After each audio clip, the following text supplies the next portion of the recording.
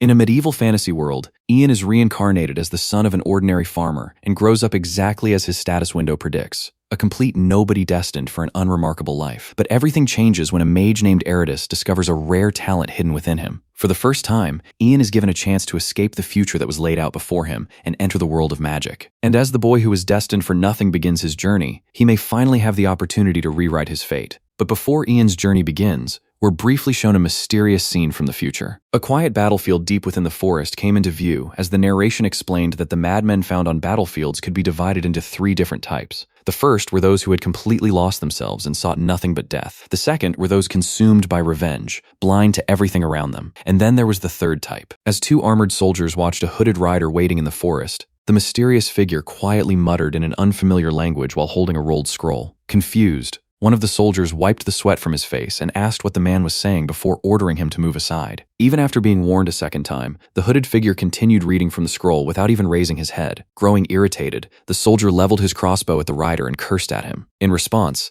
the hooded figure suddenly raised both hands and tore the scroll apart. A massive pillar of blue lightning instantly shot into the sky, leaving the soldiers staring upward in disbelief as they wondered whether they were witnessing thunder itself. Moments later, the lightning crashed back down through the forest in a violent explosion of blue light. The entire area was engulfed by the storm as debris scattered everywhere, sending the terrified soldiers scrambling for help. Even with lightning raging behind him, the hooded mage remained completely calm. At that moment, a message appeared stating that Ancient Mystery wanted to know his identity, while the narration described him as a true mad mage. Holding his university acceptance registration on his phone, he introduced himself as Ritsuki Kadoyama. As the acceptance notice filled his screen, he recalled the day he had finally received his admission letter. While walking forward with his eyes fixed on his phone, a speeding truck rushed toward him. A dark red screen flashed before his eyes with a single message: instant death. Reflecting on his past, Ritsuki couldn't help thinking that his life had been miserable, even though he had believed his campus life was finally about to begin. Staring at the cracked screen displaying his acceptance notice, he bitterly realized that he had never expected to die like a stray in a place like that. Everything changed when he opened his eyes again. Looking up from a baby's body, he found himself reborn as Ian, the son of a poor peasant family. His new family lived in poverty, and as the third of 4 siblings, he spent nearly every day struggling with hunger. While the rest of the family worked, Ian and his younger sister often spent their days searching for food together. To make matters worse, the local children mocked him as a crow simply because of his black hair. Holding a roasted fish beside the campfire, Ian glared ahead and thought that he had never chosen to be born that way. As he ate, he couldn't help cursing this medieval world and wondering why, even after being reincarnated, he still had to live in such poverty. Then something suddenly caught his attention. A glowing status window appeared before him, and Ian was stunned to realize that a system screen had finally shown up for him as well. Nervously, he watched the message appear, hoping to discover what kind of special talent he possessed. Instead, the system bluntly declared that he was nobody. Ian froze with a hollow smile on his face. After the initial shock passed, he looked up at the sky and convinced himself that a status window changed nothing anyway. After all, no matter how hard he worked, he could barely obtain anything. Accepting reality, Ian realized that someone destined to inherit a poor farmer's life had little chance of changing his future. Back at the campfire, he bitterly concluded that becoming anything other than a farmer was simply impossible for him. What frustrated him even more was the fact that he didn't even have an opportunity to properly learn or develop new skills. Whether as a warrior, a painter, or even a scholar, Ian believed he could excel at almost anything if only he were given the chance to study. Sighing to himself, he wondered whether there was any place in the world that would actually support someone like him. Meanwhile, his younger sister remained completely focused on the food in front of her. Seeing this, Ian handed over the fish, and the cheerful girl immediately thanked him with a bright smile. The siblings then decided to look for dessert, and Ian happily agreed to search for berries with her. As they entered a nearby forest filled with berry bushes, Ian reminded his little sister not to wander too far away. The girl quickly began gathering ripe berries and eating them without hesitation. Watching her enjoy herself, Ian smiled softly and thought about how quickly she had grown after learning new words and discovering more about the world. But his expression suddenly changed when something caught his attention. A dark shape emerged from the dense berry bushes. The moment Ian looked toward the movement, he froze. His eyes widened as he instantly realized what kind of beast had appeared before them. A gigantic bear burst from the bushes with a deafening roar, towering over the siblings and radiating overwhelming danger. Without hesitation, the enraged beast swung one of its massive claws straight toward them. Reacting on pure instinct, Ian grabbed his little sister and desperately tried to shield her from the attack. Just as the bear continued its assault, a brilliant bolt of blue lightning suddenly crashed down from above and struck the monster directly. The beast let out a painful roar as crackling energy tore through its body and forced it backward. A violent gust swept across the clearing, and moments later the wounded bear collapsed to the ground. Still clutching his sister, Ian stared in disbelief at what had just happened. As the dust settled, he looked toward the source of the unexpected rescue. A calm female voice casually remarked that she might have gone a little too far. Moments later, a mysterious woman stepped out of the haze and greeted the children while standing before them with an overwhelming presence. Adjusting her glasses, she politely asked whether they were currently within the Feldenberg territory. Still shaken by the attack, Ian nervously confirmed that they were while continuing to stare at the woman who had effortlessly defeated the giant bear, trying to figure out who she was. The stranger then introduced herself as Eritis, a wandering mage traveling across different lands. The word mage immediately caught Ian off guard. At once, he pictured an incredibly powerful spellcaster, surrounded by blazing magic circles and overwhelming destructive power. Remembering everything he had heard about mages, Ian couldn't help wondering why someone so extraordinary would appear in a small rural town like this. Without wasting any time, Eritis revealed that she was searching for a black-haired boy living in the village. Standing protectively beside his younger sister, Ian listened carefully as she narrowed down her search and asked whether there was any other black-haired boy in town besides him. Feeling nervous, Ian quietly answered that he was the only one. A faint smile appeared on Eritis's face as she realized she had finally found the person she had come looking for. Pointing at himself in confusion, Ian could hardly believe that the mysterious mage was actually talking about him. At that moment, Eritis recalled the strange instructions that had led her here. She had been told to find a black-haired boy living in the Feldenberg territory and take him as her apprentice because something remarkable would happen in the future. She quietly studied Ian for a moment, carefully observing the boy standing before her. Looking at his curious yet cautious expression, along with the lively little girl hiding behind him, Eritis began to think that taking this child as her apprentice might not be such a bad idea after all. Letting out a helpless laugh, she muttered about those troublesome chronomancers and the unusual requests they always seemed to leave behind. Meanwhile, Ian continued observing her and found it difficult to reconcile the terrifying rumors about mages with the kind and approachable woman standing before him. Even so, the overwhelming spell that had instantly erased the giant bear remained fresh in his mind, constantly reminding him of how powerful she truly was. Unable to suppress his curiosity any longer, Ian asked if he could ask her a question. Eritis calmly told him to go ahead. Ian immediately asked about the magic she had used against the giant bear, unable to hide his fascination after witnessing it with his own eyes. Resting a hand against her chin, Eritis noticed his interest and remarked that he seemed quite curious about magic. With a warm smile, she explained that magic was nothing special and could be learned through study. Hearing that anyone could master magic, Ian quietly repeated those words to himself as the possibility slowly began to sink in. After hesitating briefly, he asked whether that meant he could learn magic as well. A small smile appeared on Eritis's face as she listened to the question. Placing a hand on Ian's head, she assured him that learning magic was entirely possible if he found a good teacher. The words, "You can become a mage too," Ian echoed through his mind, leaving him frozen in place. Then Eritis extended her hand toward him and gently offered to teach him herself. Holding out her hand, she asked whether he would like to become her apprentice. The thought that this opportunity could completely change his life instantly filled Ian's mind. Clenching his fist, he realized that a path beyond becoming a farmer had finally opened before him. Without any hesitation, Ian reached forward and accepted Eritis's hand, firmly answering yes. As they shook hands, Eritis welcomed him and said she looked forward to working with him. Sometime later, Ian began his new life as Eritis's apprentice in a building perched high above the cliffs beneath a towering windmill. A thick book suddenly slammed onto the desk in front of him, startling him. The massive tome was called Maronius, the most basic foundation of magic. Watching with a smile, Eritis recalled how Ian had finally received permission from both his parents and the local lord to study under her. Leaning forward with determination, Ian declared that he was ready and would give it everything he had. As sunlight filled the room, Eritis asked whether they should begin. Ian immediately answered yes. Seated at the desk, he opened Maronius and began studying as its completion rate reached 1%. As the stack of books around him continued growing, Ian steadily pushed Maronius from 27% to 53% completion. The progress continued climbing until it finally reached 99%. Soon after, a notification announced that Maronius had been fully completed, granting him perfect command of the Archmage's official magical language. Closing the book at last,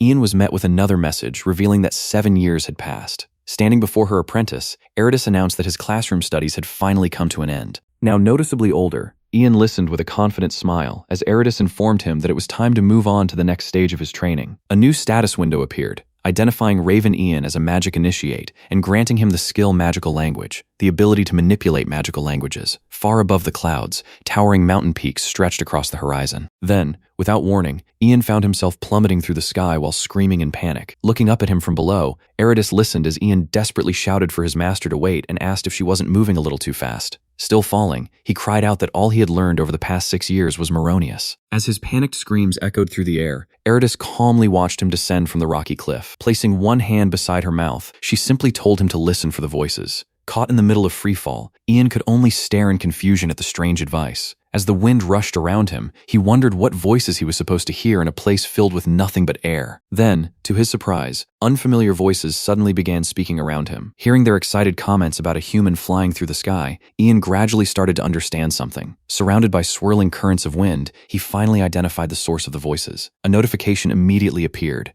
announcing that he had acquired a new skill: air magic, the ability to manipulate the magic of the wind. As leaves drifted through the sunlight, Ian reflected on the mysteries of great nature. Meanwhile, Eridus quietly covered her mouth and smiled as she enjoyed watching her apprentice's miserable state. Using a mage as an example, Eridus calmly explained that communing with the mysteries of great nature was what magic truly meant. Hearing her explanation, Ian repeated the word to himself while deep in thought. Standing confidently beneath the forest canopy, Eridus informed him that he now needed to listen for the next mysterious voice. Ian immediately accepted the challenge with a confident smile. Without wasting any time, Eridus raised a finger and announced that they would begin with water magic. A surge of water suddenly erupted upward, filling the area with swirling currents. Submerged within the rushing water, Ian awkwardly floated around while a voice bluntly complained that he was making the water dirty. Not giving him any time to rest, Eridus immediately pointed ahead and declared that the next lesson would be ice magic. Shivering inside a wooden barrel in the middle of a frozen wasteland, Ian listened as the voice of ice casually remarked that his body was getting cold. Back in the forest,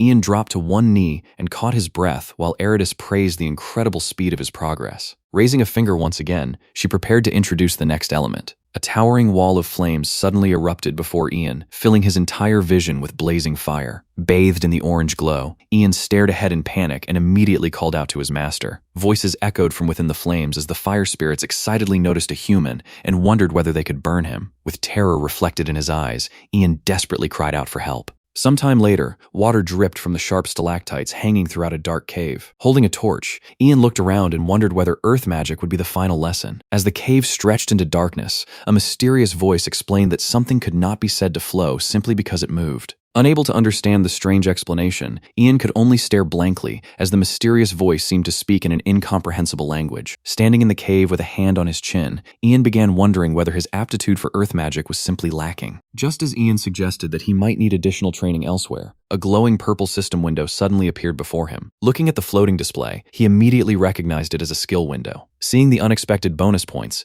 Ian was once again reminded of how unfairly advantageous his abilities were in this world. Without hesitation, he selected earth magic from the list, deciding to increase its proficiency since he still couldn't understand the earth spirit's words. A bright blue light burst from the system window as magical energy spread throughout the cave. Deep beneath the ground, rivers of molten lava flowed through the earth while a quiet voice addressed the human standing above. Listening carefully, Ian heard a warning that the lava could erupt if a powerful earthquake were to occur. At that moment, he finally realized he was hearing the voice of earth magic. With his objective accomplished, Ian decided to leave the cave and report his success to Eridus. Before leaving, however, he quietly recited the words of fire magic. A bright flame instantly ignited at the tip of his torch, illuminating the cavern around him. As the darkness retreated, an annoyed voice suddenly echoed from somewhere deeper within the cave. Holding the burning torch, Ian paused and wondered if the voice belonged to the earth spirit. Then the surrounding darkness itself began taking shape before him. The mysterious presence introduced itself as darkness. Meanwhile, outside the cave, a full moon hung high above the forest while the night remained calm and silent. Seated on a rocky ledge near the entrance, Eridus quietly read a letter while waiting for Ian to return. The moment he emerged from the cave, Ian immediately called out to his master. Hearing his report, Eridus brightened with excitement and congratulated him on his success. Smiling proudly, Ian revealed that he had not only heard the voice of the earth, but had also encountered darkness itself and learned darkness magic. The moment he mentioned darkness, Eridus froze in place. Standing before the cave entrance with his arms crossed, Ian waited as she asked whether he had really heard the voice of that timid and fearful darkness. A brief silence followed as Eridus lowered her gaze and fell into deep thought. Noticing her unusual reaction, Ian asked if she was all right. When Eridus suddenly called his name, he immediately responded. Looking at him calmly, she announced that it was time for them to head down the mountain. As they walked, Ian quickly asked where they would be going next. However, Eridas revealed that she actually meant they would be parting ways from this point onward. Pointing toward the road ahead, she instructed him to travel to Chronoleak and participate in the Chronomancer conference. With a faint smile, Eridas explained that if it was truly his destiny to learn space-time magic, then he should be able to meet a Chronomancer there. The sudden mention of space-time magic left Ian completely confused. Laughing brightly, Eridas reached over and ruffled his hair. With a gentle smile, she remarked that he seemed to have a natural affinity for mysterious powers. While rubbing his head, Eridas quietly thought that if her intuition was correct, Ian should also be capable of handling the power of time. Beneath the star-filled sky, Eridas prepared to say goodbye. Waving with a smile, she told Ian that they should meet again in 3 years at Dorwald. Sometime later, the scene shifted to a town bathed in the warm colors of sunrise. The morning market had already come alive as merchants called out to passing customers throughout the busy streets. Now dressed for travel and wearing a blue cloak, Ian walked through the crowded town while thinking about the upcoming Chronomancer conference. As he made his way through the streets, he couldn't help thinking that Eridas was truly an unpredictable person and that their sudden farewell still felt difficult to process. His attention was soon drawn to a merchant loudly calling for travelers heading north. Remembering that the Chronomancer conference was also being held in the north, Ian considered the offer for a moment before deciding to join the journey since he had nothing keeping him there. Later that night, Ian sat beside a campfire with a group of traveling merchants gathered around a tent in the forest. Holding a wooden bowl, he quietly listened to the conversation around him. A bearded merchant introduced himself as Leek, the master of the Rabbitfoot Merchant Guild, and asked whether this was Ian's first trip north. Ian explained that it was and that he was traveling because of some urgent business. In response, Leek asked if he had ever heard of a place called Dragon Mountain. As he spoke about the location, he revealed that a real drake appeared there. Moments later, Leek casually threw an arm around Ian's shoulder and asked whether he could fight or at least run fast if something went wrong. An awkward Ian admitted that he wasn't particularly confident in either. Leek bluntly replied that if he couldn't fight and couldn't run, then he sounded completely useless. Naturally, the merchant asked what Ian's profession actually was. After a brief pause, Ian nervously scratched the back of his head and quietly revealed that he was a wizard. The moment those words left his mouth, Leek's eyes widened in disbelief and he nearly jumped to his feet. Even the other travelers around the campfire immediately turned their attention toward Ian. Off to the side, a hooded girl silently reacted as well. Completely confused by everyone's sudden response, Ian could only wonder why the atmosphere had become so strange. Noticing his confusion, Leek instantly changed his attitude and hurriedly offered to refill his bowl. A moment later, the merchant rushed away, carrying it, leaving Ian staring after him in bewilderment. Watching the scene unfold, Ian couldn't help wondering whether that overly excited man was really acting this way, simply because he had heard the word wizard. Meanwhile, several people around the campfire continued mocking him. Laughing openly, they claimed that someone like Ian could never be a real wizard. One of them even joked that if Ian counted as a wizard, then any stray dog on the road could be called one too. At that moment, the hooded girl stepped beside Ian and called out to him. Looking directly at him, she said that if he truly was a wizard, then he should put those mercenaries in their place. Ian turned toward her with a puzzled expression, repeating her words as if trying to understand what she meant. Across the campfire, the group remained gathered around the boiling pot, while the girl explained that people like them tended to walk all over anyone who appeared meek. Lifting her hood slightly, she added that he needed to openly display his power and intimidate them. Ian stared at her in surprise as she calmly explained that doing so would make those same mercenaries protect him no matter what happened. Looking toward the man quietly cleaning bowls nearby, Ian couldn't help thinking that she was right. The problem was that he had absolutely no idea how he was supposed to do that. As the mercenary continued cleaning the bowls, Ian reflected on the fact that getting angry was something he rarely ever did. Then his expression suddenly hardened. At that moment, he realized that the man had spat on his plate. The mercenary immediately looked around in alarm, wondering whether an earthquake was happening. Sweat formed on his face as Ian directly called out to him, "You." Standing over the seated mercenary in an ominous atmosphere, Ian demanded to know why he had spat on his plate. The mercenary stared up at him with wide eyes, sweat running down his face as he struggled to come up with an answer. Curled up on the ground in front of Ian, the trembling mercenary immediately apologized and addressed him as Sir Wizard. Already irritated, Ian listened as the man awkwardly claimed that he had only been trying to polish the bowl. Hands on his hips, Ian angrily pointed out that he should have washed it with water instead. Still crouched low with sweat running down his face, the mercenary nervously argued that water was filthy anyway. Ian stared at him in disbelief and could only respond with a stunned, "Excuse me?" The mercenary quickly insisted that water was full of lime, mud, and parasites, making it unsuitable for washing dishes. As the absurd explanation echoed in his mind, Ian found himself hearing the unbelievable claim that spit was somehow more sanitary than water. The nearby mercenaries stood frozen, equally stunned by what they had just heard. After a moment of thought, Ian could only conclude that the hygiene standards in this world were completely unbelievable. Lowering his head slightly, he quietly began chanting a spell. Golden streaks of magic spiraled around the campfire as glowing sparks scattered through the air. The flames suddenly surged upward, forcing the startled mercenaries to focus on the towering blaze. Unable to understand what had happened, they slowly approached the fire in shock. Even the hooded girl could only stare silently at the blazing campfire. With his face hidden in shadow, Ian ordered everyone to hurry up and bring water. Then he threw both fists into the air and exploded in frustration, calling them filthy medieval bastards while the confused mercenaries recoiled. Later that night, moonlight shone over the quiet campsite. Several men moved through a forest path while discussing whether Kathy had really come this way. One of them confidently assured the others that she had. Imagining what would happen after they found her, one man grinned to himself and declared that this time Kathy would be his alone. Before long, the group spotted their target. Smiling brightly, an armored man raised a hand and called out, telling Kathy to come with him since it was dark. However, his smile quickly vanished when something caught his attention. A masked man was standing nearby with an unconscious Kathy resting in his arms. The men immediately froze and demanded to know who the stranger was. Before anyone could react, a blade pierced one of the men. As the victim collapsed to the ground, another demanded to know what had happened to their companion. The group's leader instantly ordered everyone to kill the masked stranger. Still carrying Kathy over his shoulder, the assassin looked at the attackers with disdain and dismissed them as small fry. At that exact moment, Kathy's eyes suddenly snapped open. Caught completely off guard when she bit him, the assassin let out a startled cry. The two tumbled to the ground together. As Kathy scrambled to her feet and ran, the assassin quickly realized his target was escaping and ordered his men to capture her. Meanwhile, Ian was asleep in bed. Even in his sleep, he grimaced and muttered that cleaning dishes with spit was absolutely unacceptable. Suddenly, a frantic voice warned him that humans were approaching and urged him to wake up. Ian immediately bolted upright. Sitting on the edge of the bed, he stared ahead and wondered what exactly this presence was. When someone suddenly called out to him, he quickly turned toward the voice. Leek rushed into the tent and warned him that something was wrong. Elsewhere, beneath the bright full moon, masked fighters clashed with armed men. One of the masked attackers cut down an opponent in a spray of blood. Standing over the fallen body, he declared that he didn't care if they killed everyone. Sword in hand, he ordered the others to find the girl. Not far away, Kathy hid behind a tree while two masked figures stood among the fallen bodies in the distance. Clutching her head, she panicked as she realized she would be caught at this rate. Then a sword suddenly appeared inches from her head. A silver-haired man pointed a glowing blade at her and announced that he had finally found her. Grinning down at the terrified girl, he ordered her to get up immediately or lose her arms. Trembling beneath the tree, Kathy became convinced that everything was over. The silver-haired man swung his sword toward her, but just as the attack was about to land, his eyes widened in surprise. A powerful shockwave suddenly blasted him into the distance. Still seated on the ground, Kathy stared in shock as Ian appeared through the swirling dust. Unable to process what had happened, she remained frozen as she looked toward him. Ian then reached down and grabbed her arm. Turning back with a faint smile, he told her to stay close and follow him. Kathy could only look up at him in silence. Elsewhere in the forest, Leek led a line of people through the darkness. Calling out that everything was ready, he addressed Ian as Master Mage. With Kathy resting a hand on his shoulder, Ian nodded and replied, "Good." Then, raising his head, he called out,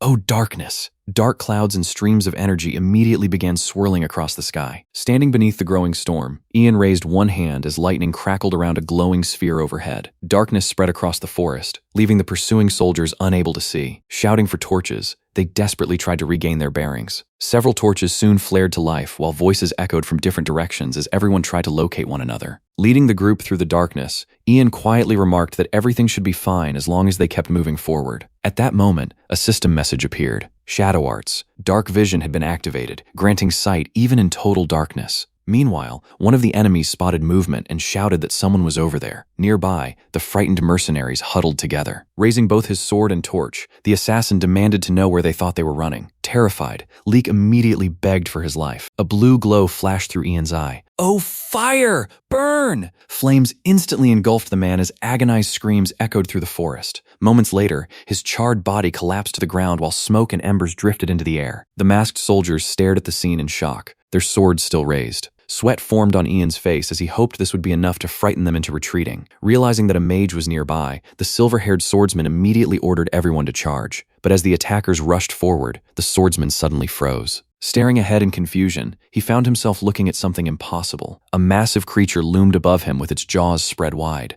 A scream echoed through the darkness. The assassin froze in place as well, unable to believe what he was seeing. Panic quickly spread through the mercenaries as they stared ahead in terror. Even Ian began to realize what had appeared before them. The enormous monster was finally revealed to be a drake, leaving everyone completely stunned. Blood dripped from the drake's jaws as it let out a low growl while staring at the masked attackers. The sight alone was enough to send the assassins stumbling backward in panic. Behind Ian, the mercenaries trembled as they stared at the enormous creature, unable to believe a dragon was standing right in front of them. Ian immediately realized that the situation had become even worse than before. Looking up at the towering drake, he understood that if things continued like this, none of them would survive. Suddenly, a system window appeared before his eyes. The notification announced that he had witnessed a primeval mystery. Ian stared at the message in complete confusion. Before he could even process it, another notification appeared and informed him that he had acquired the skill summoning arts. Still trying to understand what had just happened, Ian slowly shifted his gaze back toward the drake. As he stared at the creature, he couldn't help thinking about the strange mysteries he had encountered before. Realizing that this newly acquired skill might be connected to those mysterious encounters, Ian clenched his trembling fist and decided to test a bold theory. Looking directly at the drake, he called out to it. The drake immediately turned its gaze toward him. Behind him, the mercenaries froze in terror, unable to understand why he was suddenly trying to speak to a monster. After a brief silence, the drake leaned forward and released a deep growl from its blood-stained jaws. Stealing his nerves, Ian reminded himself that the mysteries had never led him astray before. Blue energy swirled around his body as he stepped forward. Pressing a hand against his chest, Ian loudly introduced himself. Then he boldly declared that he was the drake's friend, leaving everyone else staring at him in complete confusion. Holding up a sign marked with a large X, he desperately informed his new friend that there would be no bullying and no fighting. The drake narrowed its eye and responded with another low growl. Watching from a distance, the mercenaries quietly wondered what the creature was saying while trying not to interfere. Meanwhile, Ian remained focused on the drake, listening carefully to its response. His imagination ran wild as he desperately tried to decipher the conversation, leaving him wondering what the drake was actually saying. Unable to understand a single word, Ian opened his skill window. There, he found a message suggesting that he spend points to increase the skills level. Determined to make it work, Ian immediately invested all of his available points into summoning arts. A notification appeared at once, announcing that summoning arts had leveled up. Staring ahead with wide eyes, Ian suddenly realized that he could finally hear it. Turning back toward the drake, he cautiously called out, "Mr. Drake?" The drake immediately roared back, demanding that if he had something to say, he should just say it. Hearing the response, Ian awkwardly admitted to himself that the upgrade had been surprisingly effective. After gathering his thoughts, he looked directly at the drake and explained that he had never intended to fight it in the first place. The drake scoffed at the idea of a mere human fighting it. Ian readily agreed, admitting that they would lose instantly and weren't even worth its attention. In response, the drake bluntly asked whether he was trying to convince it to save them. Watching from behind, the others could only stare in confusion and wonder if Ian was somehow communicating through telepathy. Even Kathy watched the exchange in stunned silence. Opening its jaws, the drake declared that killing them would be more trouble than it was worth. Hearing that answer, Ian began to think the conversation was finally working. However, his expression immediately stiffened when the drake added one more thing. It was in an extremely bad mood. The drake loomed over the group and roared its frustration through the forest. Behind Ian, the terrified travelers immediately cried out for the master mage. Looking up at the drake, Ian cursed under his breath and wondered what he was supposed to do now. As the creature glared down at him, he realized there was only one option left if he wanted everyone to survive. Looking straight at the drake, Ian asked why it was in such a bad mood. The drake coldly stared back and demanded to know why it should explain such things to a human. Ian calmly replied that he thought he might be able to help. Crouching before the group, the drake scoffed and asked what a mere human could possibly do for it. Without hesitation, Ian began speaking in an unfamiliar tongue. A wave of magical energy instantly spread throughout the forest as the spell activated. The sudden display left everyone staring in shock. Even the drake paused and let out a quiet sound as it observed the magic. With his eyes closed, Ian stood at the center of the swirling lights while glowing particles drifted around him. Watching the spectacle, the drake admitted that this was interesting. A faint smile appeared on Ian's face. Introducing himself as a humble mage seeking the mysteries of the world, he explained that he hoped he could help the drake in his own small way. For the first time, the drake's fierce expression softened with genuine interest. Surrounded by drifting blue lights, Ian smiled and declared that the negotiation began now. Beneath the glowing night sky, the drake faced Ian as he noticed that its bloodlust had completely vanished. Letting out a quiet sigh of relief, Ian realized that the immediate crisis had been avoided. Now came the difficult part. This was where he had to prove himself. Standing in the forest, Ian closed his eyes and thought that surviving shouldn't be difficult. At the same time, he couldn't allow the drake to push him around with unreasonable demands. Suddenly, Ian froze when a familiar voice echoed through his memory. "Listen, Ian." In the memory, Eridus raised a finger and reminded him that magic could not be used without communicating with the mysteries. The lesson continued as she emphasized that the relationship built with those mysteries was extremely important. She went on to explain that every mystery possessed a different personality. Some behaved like friends, while others acted more like subordinates. Because of that, a mage needed to understand how each mystery felt. Returning to the present, a grin slowly spread across Ian's face. Recalling Eridus's teachings that the most important skill for a mage was the art of living, he began wondering whether he could somehow wrap this drake around his finger. A glowing panel suddenly appeared beside him as he opened his all-purpose skill window. Moments later, a system window titled How to Master Summoning Magic appeared before him. Ian's eyes immediately lit up. Realizing this was exactly what he needed, he quickly focused on the contents. Let's see. The first suggestion appeared. Offering incredibly good alcohol might work. The guide even reasoned that the larger the creature, the stronger the drink should be. Ian stared at the advice in silence before asking, "And then?" Another window appeared with a much simpler recommendation. Flatter them like crazy. Ian stared blankly at the message. What is this? Dropping to the ground in despair, he realized this strategy was absolutely impossible for an introvert like him. Meanwhile, the confused Drake could only wonder what an introvert even was. Looking back up at the creature, Ian decided that if he wanted any chance of making progress, he first needed to win the Drake's heart. The Drake awkwardly bared its teeth and asked what he was doing. Facing the Drake, Ian explained that he had prepared a gift and politely asked whether he could bring it over. The Drake accepted immediately and told him to bring the gift. With a bead of sweat forming on his face, Ian slowly turned toward Leek and called out to him. With urgency in his voice, Ian ordered Leek to immediately bring the strongest alcohol they had in the wagon. Before long, a wooden crate packed with liquor bottles and drinking mugs was placed before the Drake as a gift. Looking down at the offering, the Drake remarked that it was a very stingy present. Trying to justify the tiny amount, Ian quickly argued that in the human world, the smaller the quantity, the more expensive the alcohol usually was. Suppressing his frustration, he forced a smile while silently wondering how the Drake could complain after receiving a gift. Picking up a bottle, Ian carefully poured the liquor into a wooden mug. He then held it out toward the Drake and calmly invited it to drink. The Drake immediately recoiled from the sharp smell, rising from the mug, and questioned what kind of odor it was. Bathed in a menacing red aura, it glared down at Ian and suspiciously asked whether the mage was plotting something wicked. Standing beside the crate with a nervous smile, Ian hurriedly denied the accusation and offered to drink it first as proof. Without hesitation, he tilted the mug back and swallowed the strong liquor in one gulp. Watching from behind, the others could only stare in shock. Wiping his mouth with a grin, Ian showed the empty mug and asked whether that was enough proof. Unfortunately, the powerful alcohol clearly hit him hard. Pinching its nose while examining the situation, the Drake admitted that the smell was harsh but continued considering the offer. After a moment, it lowered its head toward the mug and inspected the drink with growing interest. Holding the tiny mug between its claws, the Drake stared at it carefully. Then it cautiously extended its tongue and finally took a taste. Nearby, everyone clasped their hands together and watched anxiously. After swallowing a mouthful of alcohol, the Drake licked its lips and remained silent for a moment. When Ian asked for its opinion, the Drake admitted that the taste wasn't particularly delicious. Even so, for some reason, it was strangely addictive. Ian's expression immediately stiffened at the unexpected review. Hearing that response, he quickly brightened and offered an even better bottle from the crate. The Drake's interest was instantly piqued. Under the moonlit sky, the drinking session continued deep into the night. Another gulp later, the Drake happily drank more alcohol while liquor spilled from the corners of its mouth. It openly declared that it liked this thing called alcohol. Meanwhile, Ian quietly wiped the sweat from his face. By the time several empty barrels were scattered across the ground, Ian was stunned to realize that the Drake remained completely conscious after drinking more than 7 barrels. Surrounded by mountains of empty alcohol containers, the flushed Drake lounged beside him, while Ian could only conclude that it was an unbelievably heavy drinker. Taking another sip from his mug, he realized that his original plan had completely failed.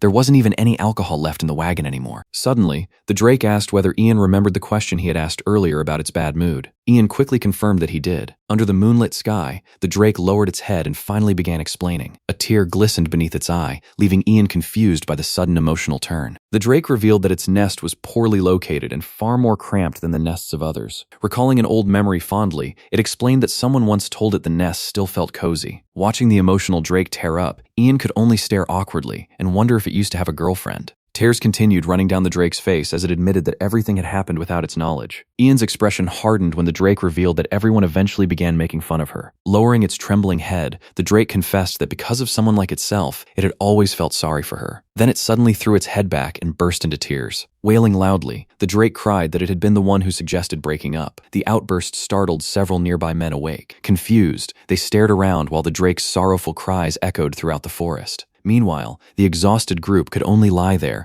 and listen to the drunken heartbreak. Watching the scene unfold, Ian realized that the Drake's feelings for its former partner weren't all that different from a human's. Before long, he even started feeling a little sympathetic. Resting his chin on one hand, Ian suddenly paused as an idea formed in his mind. Calling out to the Drake immediately got its attention. Rising to his feet, Ian boldly declared that he could repair the Drake's nest with magic. Tears still hanging from its eyes, the Drake stared at him in surprise and asked whether he truly meant it. A faint smile appeared on Ian's face as he calmly replied that he would do it. However, he wanted something in return. With a confident grin, Ian asked whether the Drake would grant him a single request as payment. Their conversation eventually came to an end, and before long, morning arrived. Standing beneath the bright daylight, Ian quietly stared ahead with a thoughtful expression. Nearby, Leek remained asleep while muttering nonsense in his dreams as though he were speaking to someone he dearly missed. Unable to watch any longer, Ian reached out and poked Leek's forehead. Leek immediately melted into the touch with a blissful smile. Ian's expression, however, turned ice cold. Leaning close, he calmly warned that if Leek didn't wake up immediately, he would personally rip his fingers off. The threat worked instantly. Leek froze in place as a terrifying aura radiated from Ian. A loud scream suddenly echoed through the camp as he bolted upright in panic. Before anyone could understand what was happening,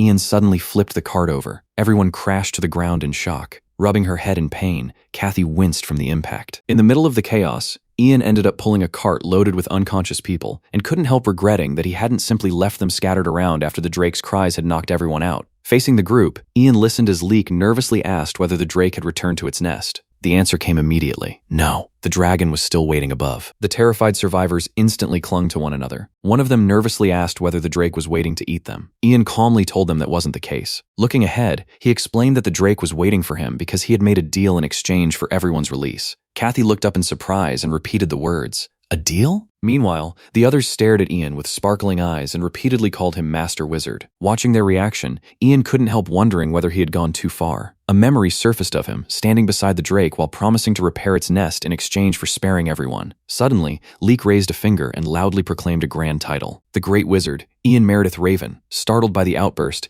Ian immediately turned toward them. "Whoa, what's this?" The group excitedly praised him for defeating the roaring Drake. Meanwhile, the actual Drake stood nearby, looking completely unimpressed. The praise only became more exaggerated as people claimed that Ian had even scolded the dragon itself. Some even imagined him triumphantly standing atop the Drake's head after forcing it into submission. Tears streamed down their faces as they celebrated and repeatedly declared that he had made the Drake submit. Facing Ian, Leek loudly pledged to become one in body and soul with him and promised to protect him with his life. Meanwhile, Ian could only wonder what any of them were talking about. Pointing a finger back toward the group, he simply instructed everyone to be ready to leave by the time he returned and warned them not to depart without him. The group confidently promised that they were now one body and one mind. In response, Ian could only give an uncertain agreement. From behind, Kathy watched as the group immediately began discussing and counting the number of available mercenaries. She remained silent, her glowing eyes fixed ahead. Soon after, she found herself walking alone beneath the sunlit forest canopy. Meanwhile, deep inside a rocky cavern, the Drake revealed that this place was its nest. Standing beside the massive creature, Ian looked around in surprise. The Drake immediately warned him that it was too late to back out now. Startled, Ian quickly insisted that he was only looking around. A nearly empty HP bar hovered beside him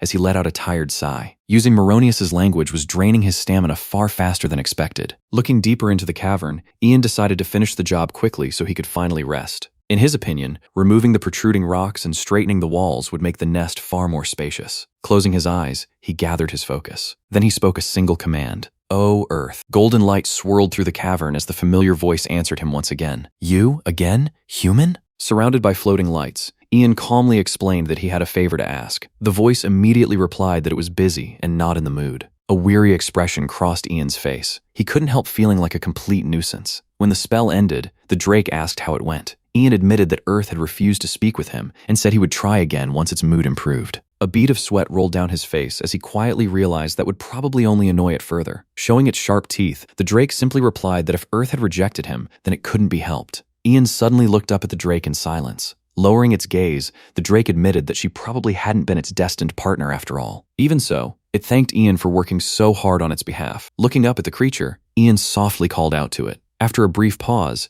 the Drake asked for the young wizard's name. Ian introduced himself as Ian Meredith Raven. The Drake then revealed its own name, Drake Longtail. Not only that, it invited Ian to become its friend. Repeating the name to himself, Ian reached out and clasped the Drake's claw. Beneath the warm glow filling the cavern, the two stood facing each other with their hands joined in friendship. At that moment, a new skill appeared in Ian's system window. The skill granted him the ability to summon Drake Longtail whenever he called for help as a friend. Even after receiving such a reward, Ian couldn't help feeling guilty that he still hadn't managed to do anything for his new friend. Suddenly, the Drake called his name. Turning toward it, Ian watched as Drake Longtail revealed that he had a gift to celebrate their friendship. Not only that, he told Ian to take as much as he wanted. Moments later, a mountain of gold, jewels, weapons, and treasures appeared before his eyes. Staring at the glittering hoard, Ian recalled that dragons were famous for collecting treasures. Naturally, he figured their draconic relatives weren't much different. Holding a shining gemstone in his hand, he muttered that it was a shame Earth wasn't there. After all, she would probably agree to his request immediately if she saw treasures like these. Then his eyes suddenly widened. A new idea had just struck him. Clutching the gemstone, Ian quickly asked Longtail whether he could do a little scribbling on the ground. Tilting his head in confusion, the drake repeated the strange request. Not long after, a large magic circle covered the cavern floor. The gemstone rested at its center while Ian knelt before it. Recalling a lesson from Eridus, Ian remembered that if a mystery was sulking, a gift could be sent through a magic circle. Watching from the side, Drake Longtail asked what he was trying to do. Ian simply told him to keep watching. Golden light swirled around him as he called out once more, "Oh, Earth!" The familiar voice immediately responded and asked what the young human wanted this time. Without hesitation, Ian pointed around the cavern and requested that Earth move the rocks and smooth out the walls. A thoughtful hum followed. Then the gemstone at the center of the magic circle erupted with brilliant blue light. Countless glowing runes spiraled outward as magical energy flooded the cavern. The cave walls trembled violently. Rocks and debris shook loose from every direction. Then a blinding flash swallowed the cavern. Drake Longtail stared at the dazzling light in stunned silence. When the glow finally faded, his golden eyes widened in disbelief. The entire cavern had been transformed. A vast and beautifully constructed nest now stood before him. All Drake could do was stare while repeatedly calling it his nest. Beside him, Ian smiled and explained that it was a gift from a friend. The dragon's face brightened instantly. He could hardly believe what he was seeing. The enormous stone nest dominated the cavern as Drake excitedly admired how wide and beautiful it had become. Tilting his head back, he happily enjoyed the pleasant fragrance lingering throughout the nest. When Drake asked whether magic had created the scent as well, Ian quickly denied it. Without warning, the drake grabbed his hand and enthusiastically thanked him. A moment later, Drake pulled Ian into an overwhelming embrace. As he celebrated, he began imagining a future where he would bring his beloved to the magnificent nest and raise children there. Meanwhile, Ian dangled helplessly in his grasp, wishing he hadn't heard any of that. A stunned expression spread across Ian's face as he awkwardly remarked that he was glad Drake liked the gift. Keeping his feet planted on the cavern floor, he weakly called out, "Hey." Standing beside the drake, Ian pressed a hand against his head and wondered what the hell was going on. The confused drake stared back at him. Then Ian suddenly froze. When he looked at his hand, he saw blood staining his fingers. Drake immediately panicked and asked why there was blood. More importantly, was his friend all right? Blood continued running from Ian's nose as his body began to give out. Moments later, he collapsed onto the cavern floor. Drake desperately shouted his name. Scooping Ian into his claws, the drake urgently told him to hang on. Holding the unconscious wizard in his grasp, Drake could only wonder what he was supposed to do now. Then he suddenly heard someone shouting for a wizard. A moment later, Kathy came sprinting into the cavern. Drake's eyes widened in surprise. Meanwhile, Kathy froze as soon as she saw the scene before her. She had rushed into the cavern, only to find Drake holding Ian in his claws. Ian sat weakly in the drake's palm while being carefully cradled. Baring his teeth, Drake loomed over Kathy with a threatening growl. Trembling nervously, she immediately raised a hand and asked him to wait. Pointing between herself and Ian, Kathy hurriedly explained that she was Ian's friend. Then she desperately begged Drake not to eat her. For some reason, she even raised her arms into an O shape and awkwardly asked whether they were okay. Tilting his head in confusion, Drake quietly repeated the words, "Ian, friend." Just then, a faint groan escaped Ian's mouth. Both of them immediately turned toward him. Leaning against a wall, Ian remained seated with his eyes closed while his breathing looked weak. Sometime later, moonlight stretched across the night sky as glowing lights drifted above the treetops. Inside a quiet room, a lone candle burned against the chamber wall. Ian lay with his eyes closed and let out a weak groan. Still half conscious, he wondered what time it was and instinctively reached out for what he thought was his phone. Reaching out weakly, Ian places his hand over Kathy's. Pressing his face against Kathy's lap, he wonders why his phone feels so soft, as if it has somehow turned into gummy. His fingers continue squeezing Kathy's hand as he remarks that it feels like a cat's paw. The moment he hears someone ask if he is awake, Ian's eyes snap open in shock. Finding himself sprawled across Kathy's lap, Ian stares up at her with a stunned expression. Abruptly sitting up, he looks at Kathy and asks why she is here. Still dazed from waking up in Kathy's lap, Ian wonders if he is somehow still dreaming after seeing her here. Kathy tells him to lie down a little longer since he still seems disoriented and asks if he is okay. Letting out a groan, Ian slowly steadies himself. Rubbing his aching head, he finally remembers passing out after forcing his summoning arts to level up and communicating with Drake Longtail. A brief image of himself drinking alongside Drake Longtail flashes through his mind as he recalls the exhausting ordeal. Glancing toward Kathy, Ian quietly wonders if she witnessed everything that happened. The thought alone leaves him burying his face in his cloak in embarrassment. Looking around the cavern, Ian suddenly asks where Drake is, and Kathy explains that he left without saying a word. For a moment, Ian imagines Drake heading off to meet another Drake before immediately deciding that is probably not something he should say out loud. Scratching the back of his head, he apologizes for causing trouble, but Kathy assures him that she is fine. Sitting across from her inside the cavern, Ian asks how she managed to get inside when Drake normally would not let people enter so easily. Kathy casually explains that she simply told Drake she was Ian's friend. When Ian asks if she used Moronius's language, Kathy has no idea what he is talking about. Still feeling half asleep,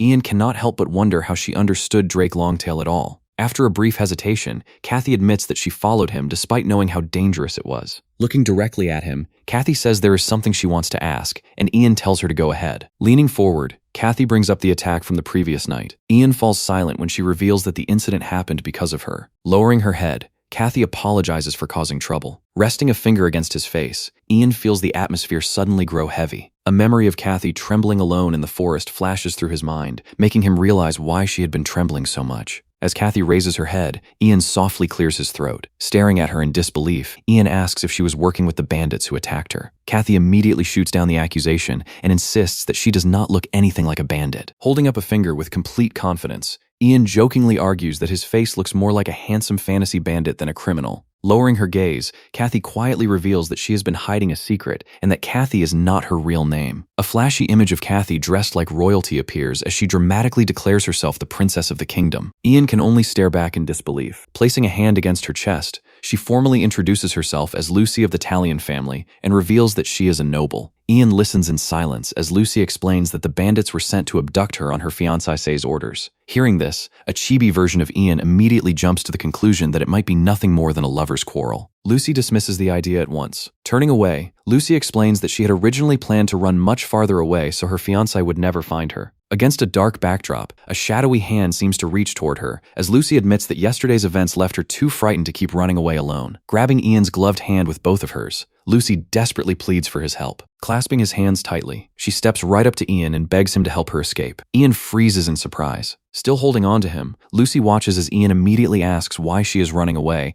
and whether her fiancé did something wrong. Lowering her head, Lucy explains that the Talion family is a baronial house that governs the Fionref region. She goes on to explain that her family constantly faced threats from outside enemies because they lacked enough serving knights. According to Lucy, a territorial war could eventually destroy the Talion family. With that, she begins explaining how everything led to the current situation. Lucy reveals that her family eventually betrothed her to a knight who had once been a mercenary captain. The red-haired man had been the most influential mercenary leader of that time, and his presence alone kept enemies away from the Talion family. Lucy explains that he initially seemed content with becoming the son-in-law of a baronial family. From her perspective, he appeared satisfied with his position within the Talion family. Recalling those days, Lucy softly remembers a time when she actually viewed the engagement favorably, but the mood of her story quickly takes a dark turn. Using his position within the Talion family, the former mercenary captain began expanding his influence and authority. Not only that, but he openly looked down on Lucy while pursuing relationships with other women. Lucy explains that her parents eventually demanded the annulment of the engagement. Clutching her cloak with trembling hands, she hesitates before revealing the true reason everything fell apart. Tears begin welling in her eyes as she finally confesses that the man poisoned her parents. Ian stares at her in shock, visibly stunned by the accusation. Shaking with grief, Lucy tearfully explains that her fiancé poisoned her parents to silence them and protect the power he would lose if the engagement were cancelled. A bead of sweat forms on Ian's face as he quietly processes the horrifying truth she has revealed. As memories of the smiling mercenary captain linger in Lucy's story, Ian silently labels the man a complete scumbag. Sitting across from him, Lucy explains that, without marrying her, the man would lose any claim to the Talion family's wealth and her parents' assets. Listening in silence, Ian learns that Lucy escaped with the help of a servant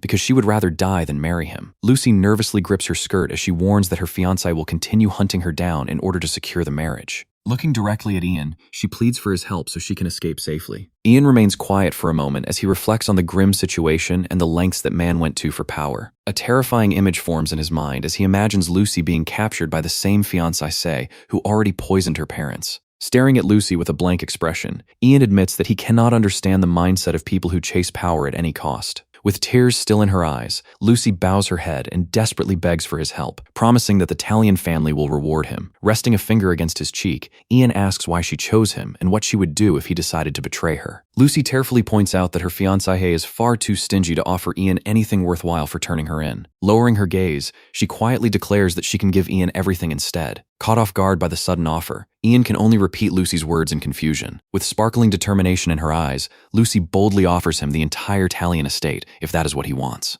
The room falls silent as the two stare at each other after her shocking proposal. A sudden thought crosses Ian's mind as he wonders whether helping her could somehow lead to him marrying her. In his imagination, a grand staircase stretches toward nobility, highlighting the enormous opportunity such a marriage could bring. Another possibility soon appears in his mind as he compares that future to the path of pursuing magic under Meredith's guidance. While Lucy sits with her head lowered, Ian calmly weighs the benefits and concludes that helping her could earn him both mage experience and travel money. With that, he decides that for now, he only needs to deal with the people chasing her and let the rest work itself out. Lucy immediately leans forward in anticipation, anxiously waiting for his answer. Folding his arms, Ian honestly admits that she would be better off finding a skilled swordsman since mages are not exactly frontline fighters. Tears still hanging in her eyes, Lucy opens her mouth to protest. Before she can finish, Ian rises to his feet. Scratching the back of his head, he reluctantly agrees that if she is offering payment, he can at least help her escape safely. Reflected in Lucy's tear-filled eyes, Ian gently makes it clear that after that, she will be on her own. The moment his words sink in, Lucy suddenly covers her face as fresh tears begin pouring out. Completely caught off guard, Ian stares at her in confusion and wonders if he accidentally said something wrong. Before he can react,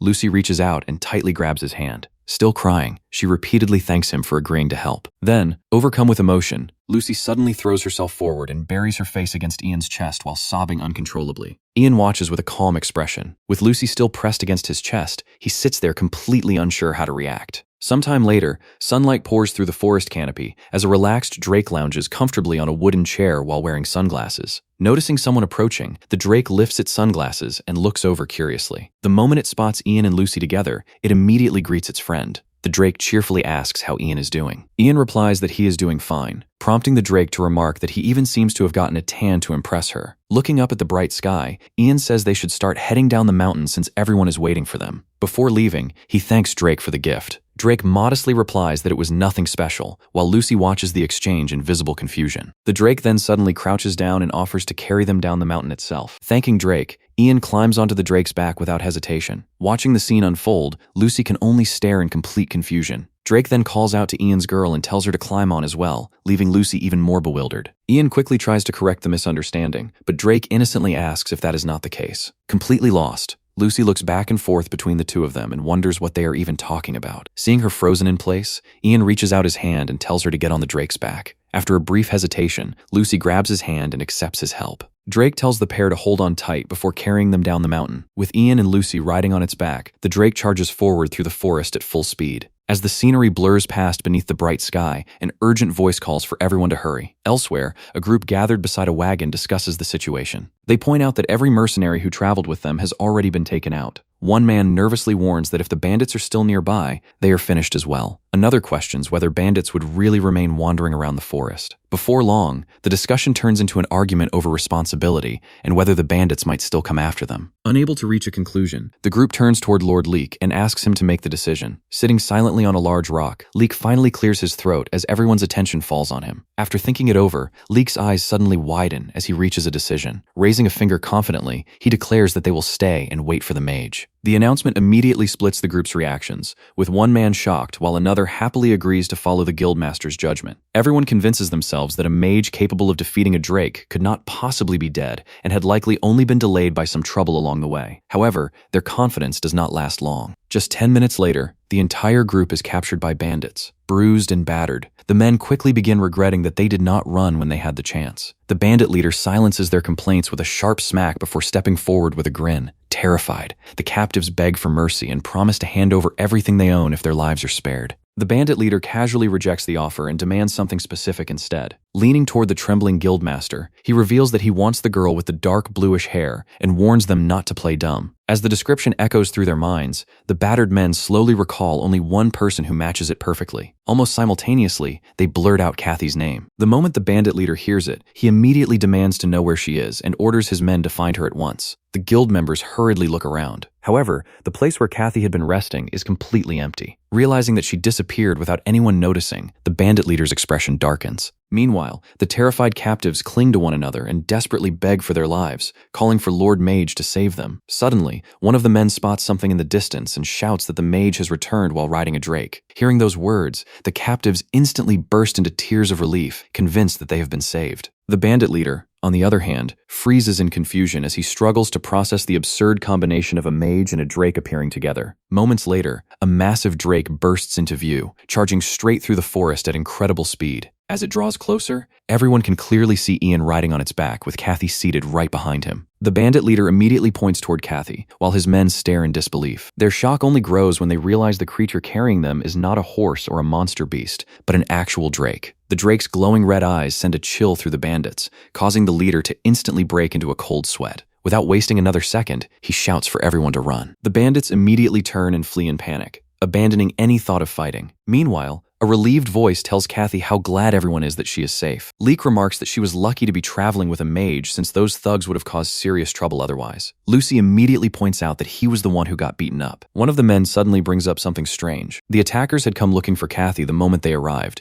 as if they already knew exactly who she was. Hearing that, Ian quietly repeats the name of the Church of Tenjin, a name he has not heard in a very long time. A brief memory surfaces as Ian recalls that the Church of Tenjin was the dominant religion of this world. Although its teachings strictly forbade slavery, traffickers and slave traders had abandoned those principles long ago. Even after witnessing a mage and a drake with their own eyes, those people still refused to give up on capturing Lucy, leaving Ian genuinely puzzled by their persistence. Standing behind Lucy, he awkwardly wonders whether they are really that desperate to marry her. Even so, he has a different concern. Judging by their determination, Ian feels it is only a matter of time before those people track them down again. Turning toward the drake, he asks for a favor. Longtail immediately agrees and tells him to simply give the order. Without hesitation, Ian tells Longtail to get rid of the pursuers and kill them if necessary. Longtail lowers his massive head and accepts the request without the slightest hesitation. Calling Ian a friend, the drake declares that helping him would be its pleasure before immediately turning around and rushing off to deal with the pursuers. As the drake disappears into the distance,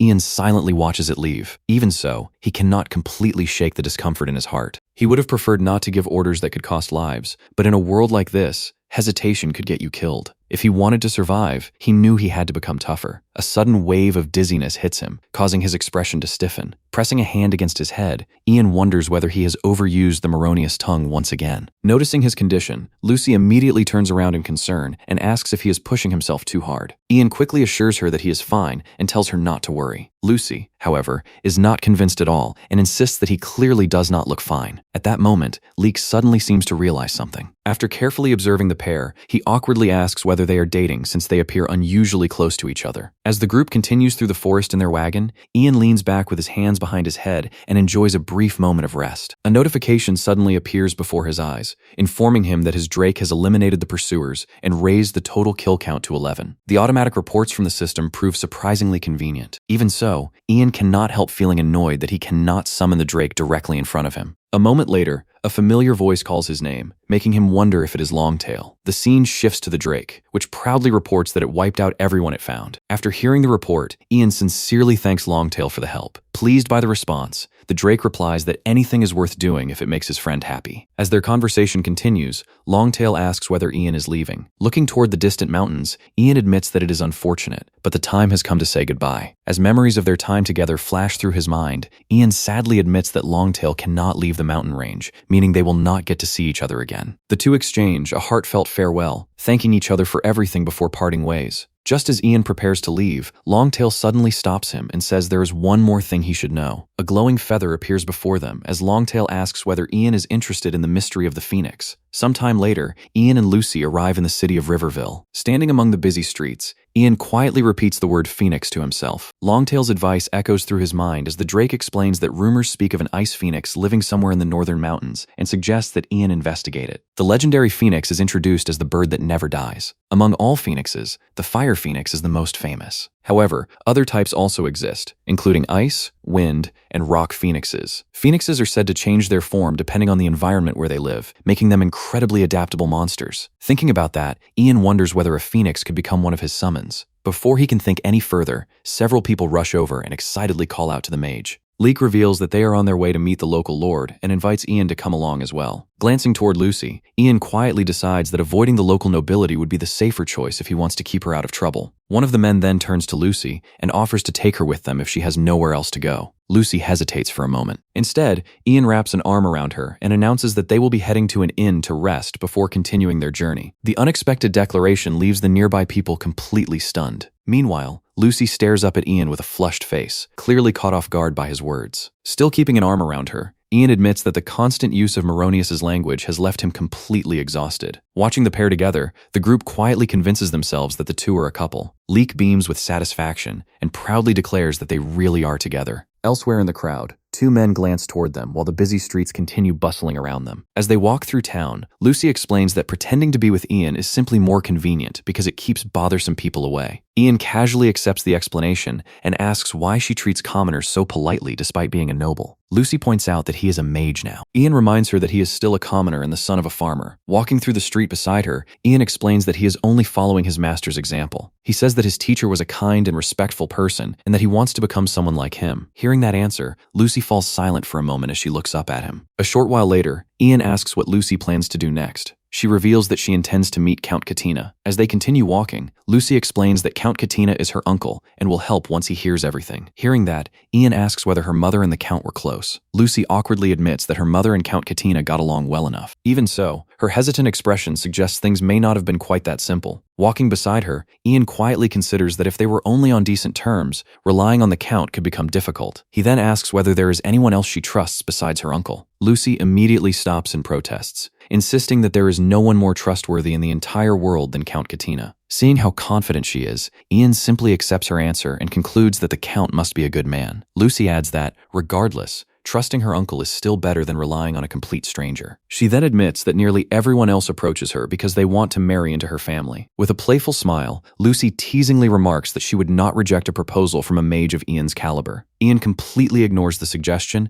and reminds her that their contract ends as soon as they reach Count Katina. Lucy dramatically complains about his cold response, claiming that a noble woman practically just proposed to him. Without missing a beat, Ian tells her that she is not the only girl in the world. The comment instantly leaves Lucy glaring at him in disbelief. Calling him a jerk, Lucy storms ahead through the crowded street. Ian immediately asks where she is going before calmly pointing out that the inn is in the other direction. A short while later, sunlight streams through the inn's partially open door. Ian and Lucy step into the warmly lit inn as a welcome greets them from inside. Standing at the counter, Ian requests a room for several nights and asks for access to a bath as well. Resting a small coin pouch on the counter, he asks whether it will cover the cost. After checking the payment, the innkeeper smiles and assures him that it is more than enough. She adds that the rooms will be prepared immediately. The innkeeper then suddenly asks whether the young lady will be bathing as well. The unexpected question leaves Lucy staring wide-eyed while Ian turns toward her. Startled by the question, Lucy waves her hands and quickly insists that she is perfectly fine. Looking at her with an annoyed expression, Ian asks if she thinks the water is dirty. Lucy awkwardly admits that that is part of the reason. Fidgeting with her hood and blushing across the face, Lucy asks if she really has to spell it out for him. Ian pauses and looks back at Lucy with a puzzled expression. A moment later, he finally realizes that medieval bathtubs offer absolutely no privacy. The realization hits him at once, causing him to freeze with a startled look. Turning back toward the counter, Ian quickly changes his request and asks for only one bath instead. With her hood lowered and her face flushed, Lucy lets out a relieved sigh and calls the whole situation unbelievable. As Lucy stands there with her hood off, several men around the inn glance in her direction while Ian remains beside her. A bead of sweat runs down Ian's face as he notices the attention gathering around her. He immediately tells Lucy to put her hood back on. Planting a hand on her hip, Lucy insists that he call her Kathy. Pulling the hood back over her head, Ian tells her to hurry because everyone is staring. Standing close beside him, Lucy quietly mutters that he is incredibly annoying. Meanwhile, the men at a nearby table continue grinning as they openly stare in their direction. Outside the inn, someone asks if anyone else saw the girl who just passed by. The men excitedly gush that they have never seen a beauty like her and describe her as an absolute angel. Grinning to himself, one of them points out that she only has a single companion, and that companion is just a scrawny pretty boy. The group smirks as one man suggests snatching her and having some fun. The others immediately agree. A grin spreads across the man's face as he notes that the pair do not seem to be planning a long stay anyway. With that, the men decide that if they cannot wait, they will simply kidnap her today. Elsewhere, a voice remarks that someone wishes to do business with the castle. Seated upon an ornate throne, Baron Kaltz of Riverville tells his visitor to do his best and avoid causing any trouble. Kneeling before the Baron, Leek repeatedly thanks him for the opportunity. As he rises from the floor, he thinks that earning the Baron's favor might even allow him to spend time inside the castle. A sudden idea then flashes through his mind. Realizing he should mention the Master Mage, Leek hesitantly asks if he may share something important with Lord Baron. The Baron asks what it is. Leek dramatically claims that the information is supposed to be a secret, but says his respect for the Baron would not allow him to stay silent. Pleased by the introduction, Baron Kaltz smiles and encourages him to continue. Pressing a hand against his chest, Leek reveals that he encountered a mage during his travels. He then excitedly reenacts the story with exaggerated gestures while giving a simplified explanation of how the Drake-taming mage saved him. Holding up a glowing fingertip, Leek declares that it is still too early to be surprised. He then proudly reveals that the Master Mage is currently staying at an inn in this very town. Baron Kaltz immediately jerks upright in shock and demands to know what he just said. Seated stiffly on his throne, the Baron grimly considers the possibility of a capricious mage unleashing a drake within his territory. An unsettling image forms in his mind as terrified townspeople flee through burning streets while a drake rampages through the city. Baron Kaltz quickly concludes that the situation could become even worse because his territory already contains a group of absolute fanatics. Those fanatics are the Holy Santiago Knights. They are introduced as armed followers of God who are both monks and martial artists. According to the Baron, these knights hunt demons and monsters rather than participating in wars. They are also known as the self-proclaimed protectors of humanity. After bringing up the Santiago Knights, Baron Kaltz shifts his attention back to the Drake-taming mage, Ian. He imagines Ian crossing paths with the knights somewhere within his territory. The thought alone leaves sweat running down the Baron's face. Startled from his seat, Baron Kaltz urgently calls for the commander. The older official places a hand on his chest and immediately answers. Pointing forward, Baron Kaltz orders that Leek be given a room. With a tense expression, he then commands that the Santiago Knights be summoned immediately. Believing they will be easier to reason with than a crazy mage, Baron Kaltz orders them to be brought in before any trouble starts. Meanwhile, Ian and Lucy sit together inside the inn and enjoy a meal. Nearby, a dissatisfied customer asks where his food is. The inn worker quickly apologizes and promises to prepare it right away. Holding a tray against her side, the exhausted worker sighs that she has not even drawn the bathwater yet. Hearing that, Ian rises from his seat and says he will do it himself since he is the help anyway. The unexpected response leaves the worker staring at him in surprise. Leaning toward Lucy, Ian tells her to finish her meal and head upstairs afterward. Lucy quietly agrees and calmly continues eating from her bowl. From another table, a man watches her with a tense smile. After finishing her meal, Lucy heads upstairs. With her hands behind her back, she walks down a dim hallway. Suddenly, someone grabs her arm and calls out to her. Startled by the sudden contact, Lucy turns toward the man as he asks if she is the companion of the black-haired gentleman who just went outside. Pulling her arm free, Lucy warily asks who he is. Placing a hand on his chest, the man claims that he is an errand boy hired by Ian. Holding out a shining coin, he says Ian asked him to bring her to the docks immediately. The man anxiously explains that Ian ran into some kind of trouble while heading to the backyard for a bath. Hearing that, Lucy immediately fears that the people chasing them may have finally caught up. A vision of armed pursuers appears in her mind as panic begins to set in. Holding out his hand, the man urgently tells her there is no time and asks her to come with him. Without hesitation, Lucy rushes down the stairs. The back door swings open, flooding the area with bright light. The man rushes ahead while Lucy follows close behind. Suddenly, Lucy pauses and her eyes widen in confusion. Peeking over the fence, she spots Ian crouched beside a large boiling bath pot and quietly calls out his name. Before she can react, the man suddenly lunges toward her and reaches out to grab her. A terrified scream rings out from beyond the fence. Lucy's desperate shout finally reaches Ian, causing him to look up in confusion. The moment he hears his name,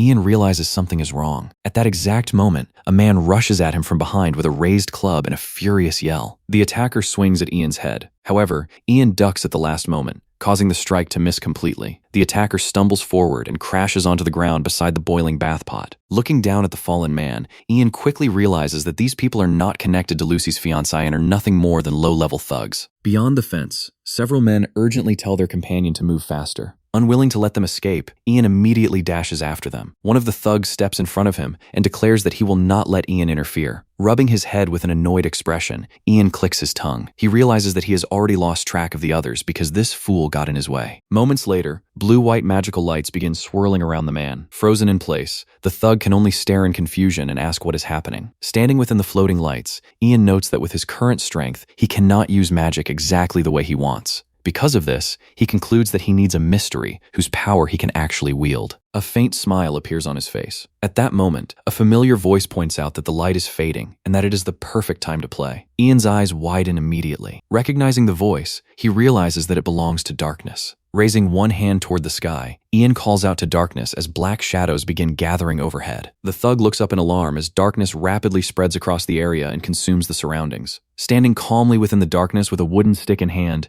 Ian remains completely unaffected. Meanwhile, the frightened man desperately complains that he cannot see anything. With glowing red eyes visible within the shadows, Ian declares that when he casts shadow magic, he is the only one who can see. Impact sounds and cries echo throughout the darkness as the terrified thug begs for mercy. A short time later, several pairs of boots emerge into view. Resting the wooden stick on his shoulder, Ian glances ahead and wonders whether that man managed to call for backup. Turning toward the newcomers, he demands to know where they took Lucy. Sitting on the ground with a swollen eye, the battered thug suddenly realizes he can see again. Ian looks back at him in annoyance and continues pressing him for answers. Terrified, the man can only clutch his head and cry out. Suddenly, Ian's gaze sharpens as something flashes through the air. A dagger slams into the wooden wall behind him, causing him to glance back. Standing beside the battered thug, Ian looks toward the newcomers as a voice tells the youngster that he has done enough. Ian falls silent when the voice brings up the darkness that appeared moments earlier. An elderly knight steps forward with several armed men behind him and asks Ian if he was the one who summoned that darkness. The group is then revealed to be the Holy Santiago Knights. Ian calmly admitted that he was the mage who had summoned the darkness. The elderly knight silently studied Ian without saying a word and feeling the overwhelming bloodlust radiating from him. Ian couldn't help wondering who he really was. The battered thug suddenly crawled toward the knights, desperately begging them to save him. Pointing at Ian, the thug claimed that the mage was trying to kill him for no reason, prompting the knight to question what he had just heard. Clinging tightly to one of the knights in terror, the thug continued trembling while Ian stood behind him. After hearing the accusation, the elderly knight simply replied that if Ian truly was a mage, then such a thing was entirely possible. Standing beside the boiling pot over the fire, Ian hesitated for a moment before asking what he meant by possible. The elderly knight casually explained that acting however they pleased was simply a mage's nature, adding that mages were beings who did exactly as they wished. Ian could only stare back in confusion, wondering what kind of image these knights had of mages. Tightening his grip on the stick, Ian snapped back, "Don't give me that crap!" Pointing at the thug, he angrily argued that the man had attacked him first and that nobody punched someone for no reason. The group fell into an awkward silence, and realizing he had accidentally raised his voice, Ian nervously wondered what would happen if the old knight became angry enough to draw his sword. Instead, the elderly knight suddenly burst into cheerful laughter, leaving Ian completely puzzled. Still smiling, the old knight remarked that Ian's way of speaking made him sound like a skilled mage, while the narration jokingly noted that in this world, foul language was considered proof of magical talent. Even so, one of the knights stepped forward and argued that there had been no need to use such wicked magic. Hearing that, Ian repeated, "Wicked magic?" Standing face to face with him, the knight claimed that using darkness to blind everyone was an act of turning away from the sun, the eye of the heavens. Crossing his arms, he declared that hiding within darkness was nothing more than a cowardly act. Listening to the explanation, Ian realized they viewed darkness as cowardly simply because it rejected the sun. Watching the Holy Santiago Knights, he also figured out they must be followers of the sun god religion. After clearing his throat, Ian calmly asked that if heaven's law allowed both day and night to exist, and if divinity lay in brightness, then why did night exist at all? The knight was left at a loss for words. Ian continued by arguing that just as the sun created light, its absence naturally created darkness, and asked what was wrong with that reasoning. Unable to answer, the knight could only stammer as Ian's argument left him speechless. The surrounding crowd also fell silent, exchanging uneasy glances before quietly whispering among themselves. As one man listened with sweat running down his face, the others quickly changed their attitude, admitting they had misunderstood Ian. They reasoned that if darkness could be cast beneath the sun, then it too must exist with the sun god's permission as part of the heaven's divine will. Watching their sudden change of heart,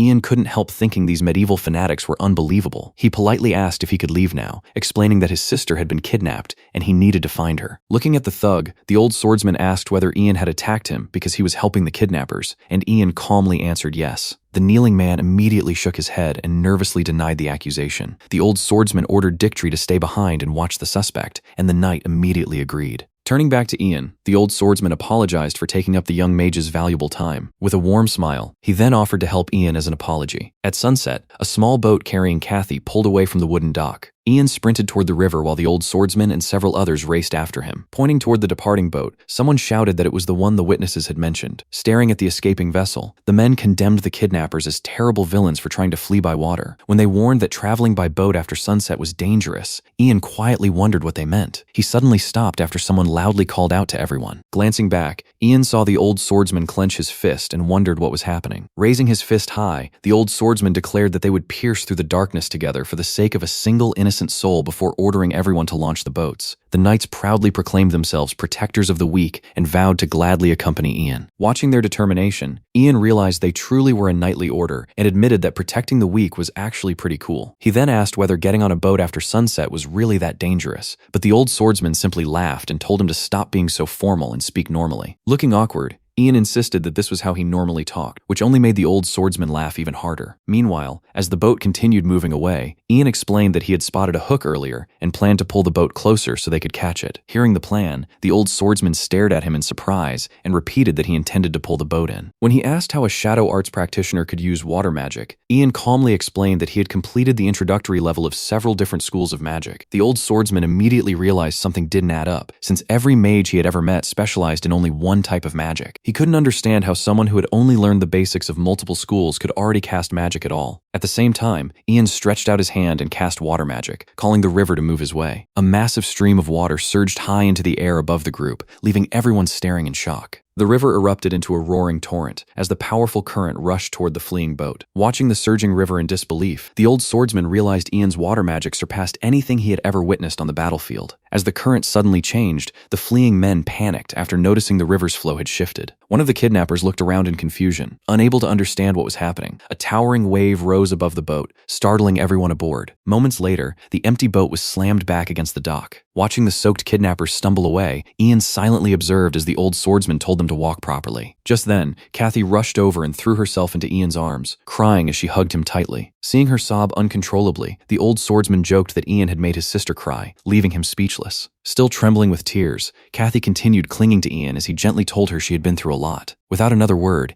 Ian quietly held his crying sister in his arms. Letting out a tired sigh, he thought that after everything that had happened, all he wanted was to return to the inn and finally enjoy a peaceful bath. At that moment, he had no idea that even something as simple as taking a bath was about to become another ordeal. At the same time, two riders raced through the streets, shouting for everyone to clear the way because of an emergency. Leading the charge, Bernard Kaltz and the knight Hansen ordered everyone back to the inn as they rushed toward the source of the disturbance. Spotting a thick column of smoke rising into the sky, Hansen immediately realized that a battle had broken out, and as they continued riding, he worried that the Lord's concerns had finally come true. Meanwhile, Hansen couldn't help complaining that escorting an inexperienced young master who knew nothing about the world was already troublesome enough, before letting out a weary sigh. Back at the inn, one person cheerfully offered to scrub Ian's back while another eagerly volunteered to wash the other side. Completely fed up, Ian immediately refused as several people gathered around the steaming outdoor bath. Just then, the inn's entrance flew open as Bernard Kaltz stormed into the courtyard, demanding to know what everyone was doing. Completely unfazed, Ian calmly replied that he was just taking a bath. Hearing that answer, Bernard and Hansen froze in disbelief, unable to believe someone would be bathing out in the open. Bernard pointed out that Imperial citizens rarely bathed except on special occasions, and with the surroundings already in chaos, there had to be something going on. With a serious expression, Bernard insisted that as the eldest son of Riverville's lord, he had the right to receive a full report. Ignoring Hansen, he demanded that Ian explain everything himself. The old knight politely introduced himself as Elder and asked Lord Bernard to let him explain instead. Bernard immediately questioned why Elder was speaking when he had addressed Ian. Stepping closer, Elder revealed that Ian was actually a mage, leaving Bernard stunned. At the same time, Elder quietly realized that Bernard was deliberately provoking Ian. With complete confidence, Bernard declared himself the heir of House Kaltz and ordered Ian to get out of the bath and greet him immediately. The narration explained that nobles followed a custom known as mage provocation, deliberately provoking mages to test their power. A mage who calmly accepted such provocation was considered weak, while one who responded with anger was regarded as truly powerful. Still sitting in the bath, Ian remembered Lucy's earlier warning and realized this was the mage provocation she had mentioned. With a cold gaze, he simply refused. Bernard froze in disbelief and asked if Ian had really just refused him. Unable to contain himself, he trembled with rage and shouted that Ian had dared to defy him. Remaining seated in the bath, Ian calmly asked why he should do whatever Bernard said. Furious over the refusal, Bernard ordered Hansen to drag the so-called fraudulent mage out at once as Hansen grabbed Ian by both arms. Watching the scene unfold, Ian quietly remarked that the acting wasn't bad. Letting out a sigh, he calmly said that if this was how they wanted to play it, then so be it. A surge of blue magical energy swirled around Ian as he repeated the accusation. A fraud, you say? Hansen quickly shielded Bernard as they both stared ahead in disbelief. Raising one hand, Ian cast a spell and commanded, "Rise up!" The stacked firewood floated into the air, hanging suspended within the swirling magic as everyone looked up in shock. Shielding himself with one arm, Hansen hurriedly apologized, admitting he had seen enough of Ian's power and begging him to stop. The floating firewood dropped back to the ground as the swirling magic gradually faded. Standing comfortably in the bath, Ian smiled and remarked that this should be enough to make Bernard back off. Bernard collapsed to the ground, bawling his eyes out, while Hansen stood beside him in complete exasperation. Watching the scene, Ian couldn't help worrying that all this trouble with Baron Kaltz might end with his execution. The next day, Ian arrived at a grand mansion for a formal meeting. While sharing tea, the Baron thanked Ian for accepting the invitation and apologized for his son's behavior, while Ian apologized in return, admitting that he had gone too far as well. When asked about his companion, Ian explained that she had other business at the inn and privately felt there was no need to involve Lucy, while Elder assured him that his younger sister was being properly protected. The elegant hall fell quiet as the Baron simply nodded and said he understood. Setting down his teacup, the Baron asked for the name of Ian's master, and Ian answered that it was Lady Eritis. Recognizing her as the rising star of Dorwald, the Baron asked whether she had headed south, and Ian confirmed that she had because of the Magic Academy there. The Baron was surprised to learn that Lady Eritis had never traveled to the Duchy of Palgar or the Duchy of Roxran. Confused, Ian asked what he meant, and the Baron explained that tensions between the two duchies had been rising. Listening quietly, Ian learned that the Duchy of Palgar appeared to be targeting Roxran. As images of the opposing banners appeared, Ian wondered whether those growing tensions could eventually lead to war. The Baron then asked whether Ian was also planning to travel south. Ian calmly replied that he was actually heading east in search of mysteries. Hearing that, the Baron offered Ian a gift. Caught off guard, Ian repeated the word gift in surprise. An ornate wooden chest was placed on the table, and when Ian asked what it was, the Baron simply gestured for him to open it. Ian carefully lifted the lid, his expression growing cautious before his eyes widened at what he found inside. Resting within the chest was an ancient staff that had once belonged to a great archmage. The Baron revealed that the staff was called Wind's Step, and Ian quietly repeated its name as he reached out to pick it up. Watching Ian hold the staff, the Baron remarked that it suited him perfectly. Examining it closely, Ian thought it looked more like an ordinary staff or even a wizard cosplay prop. Even so, he admitted with a faint smile that receiving a gift still felt nice. Laughing, the Baron explained that it was a token of gratitude for forgiving his son's rudeness and asked whether Ian liked it, prompting Ian to thank him sincerely. With the castle standing beneath the bright sky, Ian said he would gratefully accept the gift. Moments later, someone urgently called Ian's name from outside the inn. Still carrying his newly received staff, Ian hurried over and asked what had happened. Grabbing his arm, Lucy urgently told him that it was serious. Ian turned back in confusion as she continued pulling on his arm. Inside a small cage sat a black crow with glowing red eyes as someone insisted they needed Ian's help. Staring at the caged bird, Ian asked in surprise, "A crow?" Elder explained that a hunter had caught the crow that morning and intended to eat it, but Lucy had stopped him because she insisted on saving it. Beaming with excitement, Lucy pointed out that Ian Meredith Raven and a crow seemed like the perfect match, asking whether he could feel the power of that destiny. Ian stood speechless while Lucy happily smiled beside him. With sparkling eyes, she excitedly insisted that it had to be destiny. Ian dryly apologized for his sister's behavior and told them to go ahead and eat the crow instead, leaving Lucy shouting in protest. As he walked away, Ian reminded the hunters that he was the wizard here, not them, and asked what kind of nonsense they were talking about. One of the hunters thanked Ian for checking the bird before casually, suggesting they all eat it together for lunch. Ian suddenly froze as a desperate voice cried out, begging a human for help. Before the hunters could react, Ian rushed forward and shouted for them to wait. Standing before the crow, he demanded to know what it really was as the bird desperately begged for help. Ignoring the confused stares behind him, Ian firmly repeated that he wanted to know what the crow truly was. Staring at the bird, he wondered if his spell wasn't working because he still lacked enough mystery. The crow continued pleading to be saved, and Ian quietly told it to stay silent for a moment because he would save it. A vein bulged on Ian's forehead as the crow's non-stop begging tested his patience.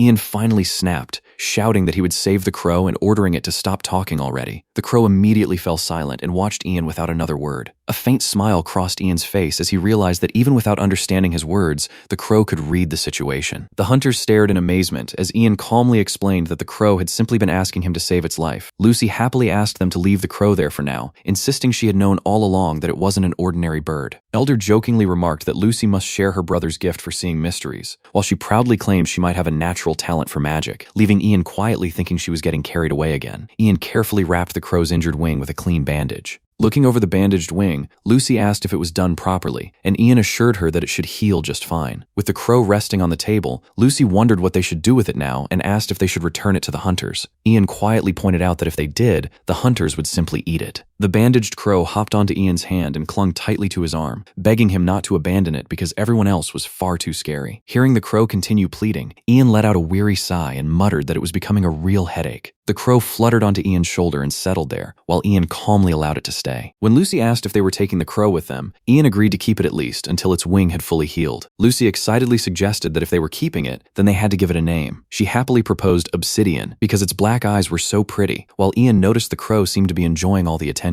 Deciding the previous name was too long, Ian settled on Oberon, and Lucy immediately agreed as he gently petted the crow and told it that from now on, its name was Oberon. Perched on Ian's shoulder, Oberon suddenly spread its wings and proudly declared that anyone who offered tribute would receive its favor, making Ian wonder if the bird's newfound confidence meant it was happy. Lucy then suggested traveling together with the Night Order, leaving Ian repeating, "The Night Order?" She explained that traveling with them would be much safer than continuing with just the two of them. Imagining the Night Order's powerful members, Ian admitted that even bandits probably wouldn't dare trouble them. Sitting at the table, he quietly wondered what they would do if the Night Order wasn't heading in the same direction. Just then, Elder walked over and asked what had Ian so deep in thought, while Ian simply greeted him as Elder. Taking a seat, Elder pointed out that even for a wizard, traveling alone with a woman was dangerous. Seated across the table, he proposed making Ian a deal, prompting Ian to ask what kind of deal he meant. Raising a hand, Elder revealed that they were on their way to hunt a monster that had appeared within Count Katina's territory. Hearing that, Ian repeated in surprise that they were hunting a monster. The room fell quiet as Elder asked whether Ian had ever heard of a monster called a manticore. Looking directly at Ian, Elder suggested that they hunt it together. He explained that the manticore was an infamous beast, a vicious monster known for taking pleasure in killing. A terrifying image of the manticore appeared, showing the monstrous creature perched atop a pile of lifeless bodies. Ian asked if Elder was seriously suggesting they capture the manticore together, and Elder calmly confirmed that he was. However, Elder immediately shook his head and clarified that he had no intention of forcing Ian into such a dangerous hunt. Narrowing his eyes, he added that while he certainly wouldn't refuse Ian's help if it were offered willingly, the decision was entirely Ian's. Ian fell silent, thoughtfully considering Elder's words. After a brief pause, he placed his hand on the table and flatly declared that he was out. Laughing, Elder quickly reached out to stop him and asked Ian to hear him out before making a decision. Ian remained standing as Elder explained that what he truly wanted to discuss wasn't the monster hunt itself. He revealed that their Night Order had been founded by the monastic order of the Heavenly God. Elder went on to explain that after they announced their plan to hunt the manticore, the priests in Count Katina's territory insisted on bringing a wizard along for the mission. Resting a hand on his head, he added that those priests had likely offended the wizard they recruited, so he wanted Ian to help smooth things over since advice from a fellow wizard would carry more weight than it would from a knight. Hearing the proposal, Ian quietly admitted to himself that it wasn't a bad deal. As Lucy looked at him, he figured that if calming an upset wizard was all it took, then traveling with the Night Order would be a worthwhile exchange. After a brief pause, Ian accepted the offer and agreed to travel with the Night Order. Once the journey began, Ian remarked that traveling with the Night Order was incredibly comfortable. Walking along the forest road, he described the Knights of Santiago as honorable people with strong character. As the peaceful journey continued, Ian found the entire trip completely stress-free. Later, while everyone sat around the campfire, Ian admitted that if he had one complaint, hearing someone call his name, he quietly turned his head. One of the knights enthusiastically invited Ian to study the Bible with them, and several others quickly joined in. Still holding his food, Ian flatly declined with a simple, "No thank you." Although he admitted the journey had been comfortable, he never expected them to push their religion so relentlessly. Elder smiled and said that was a real shame, prompting Ian to ask what he meant. Elder explained that if Ian could hear the voice of God, he might even become a cleric, a church wizard who handled the mysteries of faith. Hearing about the voice of God, Ian quietly reflected on those words. Looking up at the night sky, he wondered whether speaking directly with God could reveal why he had been reincarnated into this world and explain the mysterious status window. As a knight quietly read the Bible by the campfire, someone called out, "Dictory." Still thinking about the voice of God, Ian wondered if studying the Bible himself might allow him to hear it as well. Without hesitation, he sat beside Dictory, opened the Bible, and eagerly began the lesson. With Oberon perched on his shoulder, Ian quietly read the Bible. Ian kept reading while Lucy had already fallen asleep beside him, and someone praised his willingness to study as a very admirable attitude. Without looking up from the Bible, Ian calmly thanked him for the compliment. Dictory suddenly looked confused and asked what he was talking about, while Ian reminded him that he had just praised his attitude. Panicking, Dictory insisted he had never said that, and anxiously asked what kind of voice Ian had heard, while Ian replied that someone had definitely spoken to him. Ian suddenly froze as he realized the voice didn't sound human. A mysterious voice let out a quiet chuckle before saying, "I wonder," leaving Ian staring ahead in stunned silence.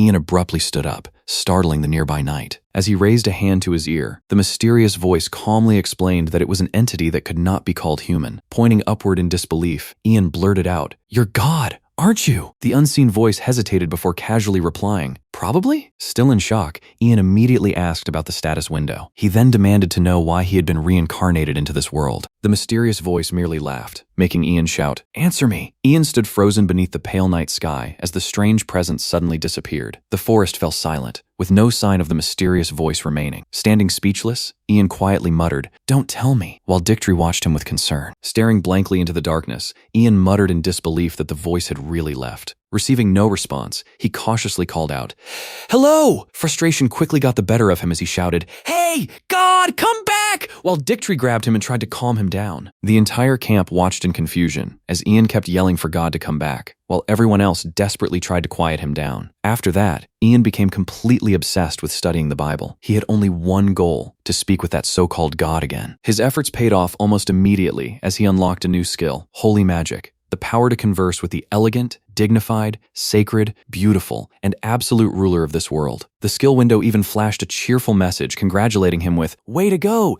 Ian!" However, another message immediately appeared, making Ian tense as it announced that his punishment had already arrived. The punishment stated that Ian must take an interest in God and study more to understand him better, explaining that the more interest he showed, the happier God would become, while once again describing him as the elegant, dignified, sacred, and beautiful ruler of this world. Frowning at the holy magic skill, Ian wondered if this really came from the same God he had just met. He imagined the creator of this world laughing from above while treating him like a puppet. Grimacing in frustration, Ian cursed under his breath before admitting that his holy magic level was still too low to speak with God directly. Setting those thoughts aside, he accepted that it couldn't be helped. Standing silently, Ian resolved to uncover more mysteries and earn more skill points. Looking up at the night sky, he also decided to improve his holy magic. A few days later, the peaceful journey suddenly gave way to a fierce battle. The Holy Santiago Knights clashed with a group of bandits as blades flashed across the battlefield. Elder cut down one of his opponents with a sweeping slash, sending the wounded bandit collapsing to his knees. Looking toward Ian, Elder asked whether the young mage was all right. Ian smiled and assured him that he was fine, even though he privately knew the opposite was true. Gesturing toward the bodies scattered across the battlefield, Ian remarked that it was no surprise he hadn't been hurt since everyone else had already defeated the bandits. Elder then asked whether Lucy was injured, and she replied that she was fine before asking if he was all right. Smiling confidently, Elder laughed that no matter how old he became, opponents like these still couldn't defeat him. Looking at him, Ian remarked that he had heard Elder used to be a mercenary and admitted that it was impressive. Sheathing his sword, Elder proudly explained that he had made quite a name for himself in his younger days. He added that he now used the alias Elder because too many people recognized his real name and constantly challenged him. Hearing that, Ian wondered just how famous Elder's real name really was. Raising his sword high, Elder proudly declared that they had wiped out the entire bandit group. The knights erupted into cheers as they celebrated their victory. A knight then pointed down the road and informed Elder that the path split ahead. Looking at the two roads, he explained that the eastern road led to Count Katina's castle, while the western road led to the forest where the manticore had appeared. Pointing ahead, Elder added that the mage's home was also that way. Raising his hand, he urged Ian to keep moving. Ian suddenly asked everyone to wait. Looking at Lucy, he said they would visit the mage first before heading to Count Katina's estate, and Lucy replied that she would go on ahead. Looking concerned, Ian asked if she would really be all right on her own. Walking away, Lucy insisted she wasn't a child anymore and said she could reach her uncle's place in no time if she took that road. With a bright smile, she waved goodbye and promised to see Ian later. Ian quietly watched Lucy disappear along the forest path, unable to hide his concern for her safety. Determined to catch up with her later, he decided to finish his business with the mage as quickly as possible. Noticing Lucy was gone, Elder asked about her, and Ian explained that she would be fine since he would be following after her soon. As they continued through the forest, Ian remarked that they would be meeting the mage soon, and Elder simply agreed. Placing a hand on Ian's shoulder, Elder asked whether he was mentally prepared to meet another mage. Looking uneasy, he warned that mages were temperamental and that this one was especially upset with the church, making her impossible to predict. Ian grumbled about always having to clean up the church's mess, leaving Elder listening with a puzzled expression. Elder awkwardly paused, his face stiffening comically for a moment. In a humorous illustration, he explained that the church paid them well, which was why everyone wore such impressive armor. Grinning confidently, Elder joked that even if things went badly, the mage would probably forgive them once she saw Ian's face. Looking ahead, Ian realized this would be the first mage he had ever met besides his own master, leaving him quietly uncertain about what to expect. Deep within the forest stood a secluded stone cottage surrounded by eerie green magical energy drifting through the air. Inside, sinister laughter echoed as lifeless animals lay scattered across the floor beneath the glowing green aura. An elder elderly mage calmly stirred a massive cauldron, pleased that whatever she was brewing was progressing exactly as planned. A brief flashback revealed church knights asking Mage Mani to help them capture the manticore. One of the knights reminded her that the request had been officially issued by the church in hopes of persuading her. The old mage let out an irritated sigh without even turning to face them. Still stirring the glowing cauldron, she declared that anyone seeking her help would first have to eat the meal she had personally prepared. She smugly added that only someone confident enough not to run away after smelling it deserved her assistance. A creepy grin spread across her face as she invited the knights over to the cauldron to witness her cooking firsthand. The old man explained that Mani Campbell was a renowned herbologist,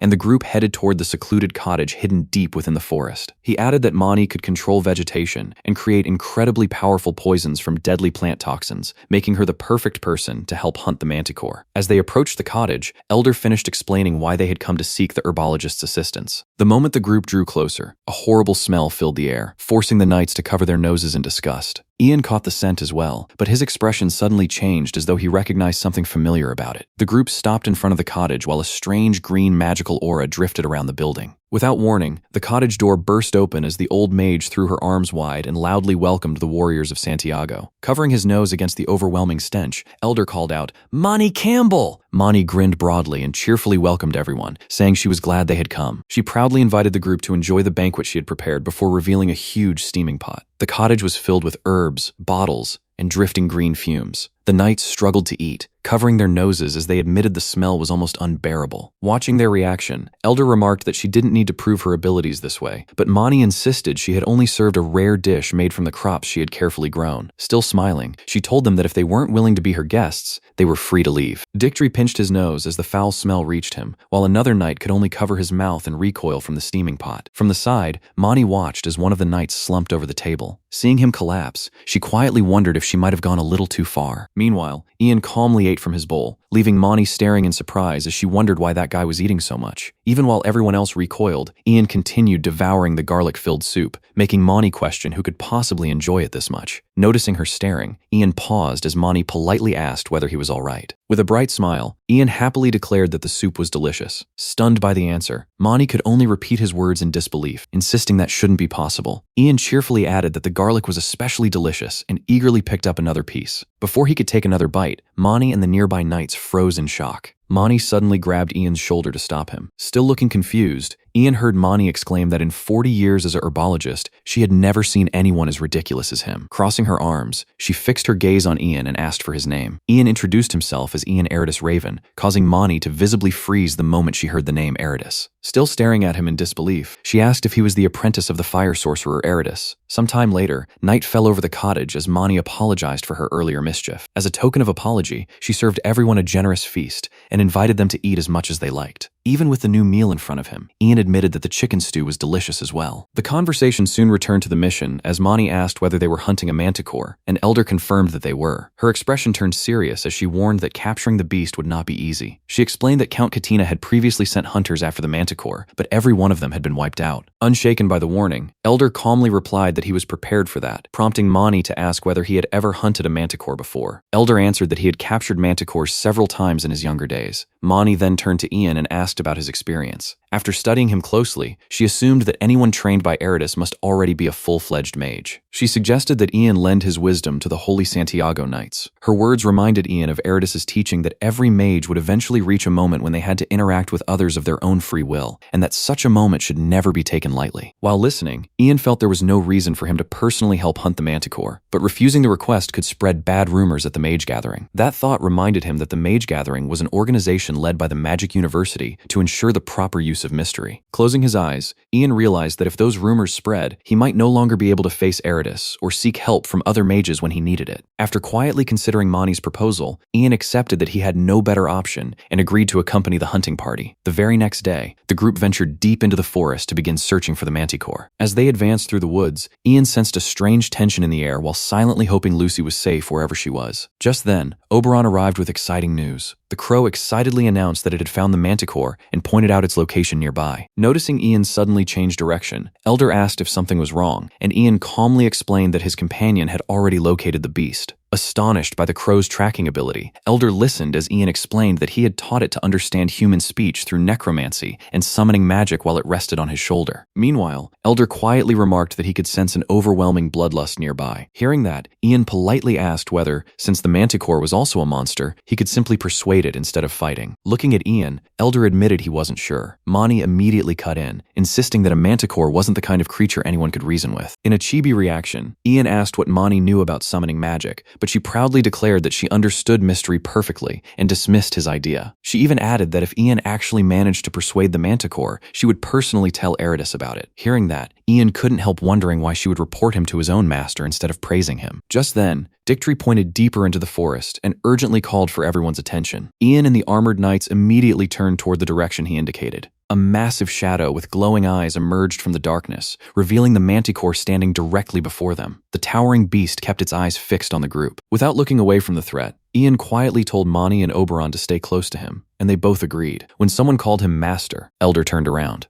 The group quickly gathered in the clearing as Dictory announced that every weapon had already been coated with poison. A close look revealed arrowheads dripping with the bright green poison specially prepared by Mani. Satisfied with the preparations, Elder gave the order to fire, and the poisoned arrows shot toward their target. Watching the attack in silence, Ian kept his eyes fixed on the manticore. A blue glow suddenly surrounded Ian as his eyes shone with magical power. One of the arrows struck the manticore's neck with a loud crash. Watching the impact, Ian pointed out that the poisoned arrow had bounced right off its neck, leaving Elder staring in shock. Rubbing his forehead in disbelief, Elder looked panicked while Dictory urgently asked for orders. A chilling laugh echoed through the forest as the manticore stepped out of the darkness, freezing everyone in place. Hearing that eerie laugh, Ian quietly remarked that it was enough to send chills down anyone's spine. Standing beside Monty Campbell, Ian realized there was no time to reapply the poison before the battle began. Clenching his fist, he decided he had no other choice. Ian suddenly shouted at the top of his lungs. The entire group stared at him in stunned silence. Looking toward Ian in shock, Monty admitted that the kid had actually pulled it off. Standing at the front, Ian faced the manticore. The manticore grinned and called Ian an unusual human for actually speaking to it. Keeping his composure, Ian admitted he was relieved they could understand each other's words. When Ian introduced himself as a mage, the manticore bluntly told him to get lost. A chibi version of the manticore then cheerfully told Ian to eat shit, leaving him completely speechless. Standing face to face with the towering beast, Ian asked what its problem was. The manticore told him to drop the polite act and get to the point. As it fixed its gaze on him, Ian asked whether it wanted something from him. Meeting its eyes without backing down, he simply told it to spit it out. Raising a finger, the manticore declared that it wanted Ian's scalp. Its loud laughter echoed through the forest. Still staring at Ian, the manticore admitted that it liked him because he was an honest one, leaving Ian thoroughly confused. With a sinister grin, the manticore invited Ian to join forces with it and tear the humans to shreds. Stunned by the offer, Ian could only ask it to repeat what it had just said. The manticore painted a gruesome picture, boasting that it could feast on human flesh while Ian enjoyed piles of gold and countless women. It went on about enjoying the women before killing them, clearly taking pleasure in the thought. Grinning from ear to ear, the manticore declared that nothing was better than that. After listening long enough, Ian let out a tired sigh while the manticore waited expectantly for his answer. Spitting in disgust, Ian replied that the manticore's fantasies were too revolting to even listen to. Without another word, he raised his middle finger and bluntly called the manticore an absolute piece of shit. The nearby knights could only stare at Ian in complete disbelief, struggling to process what they had just heard. Looking up at the towering beast, Ian held his ground as the manticore prepared to respond. Enraged, the manticore drove its claw straight at Ian while roaring that he had finally become worthy of being killed. Before the attack could reach him, Ian suddenly heard someone shouting in the imperial language from behind. Mani immediately cast a spell, commanding the plants to grow. Slamming her foot onto the ground, she caused a glowing sprout to burst from the earth. The tiny plant rapidly expanded into countless massive vines that surged upward and wrapped around the manticore. Watching the enormous vines engulf the beast, Elder hurriedly asked Mani what she had just done. She casually replied that he should use his eyes because she had simply eaten the manticore. Elder pointed out that she had swallowed several nearby knights as well, leaving Mani momentarily speechless. She quickly snapped back that the knights weren't children and could handle themselves, insisting that capturing the manticore came first. The moment the manticore's laughter echoed from within the vines, Elder froze. Without hesitation, he rushed forward.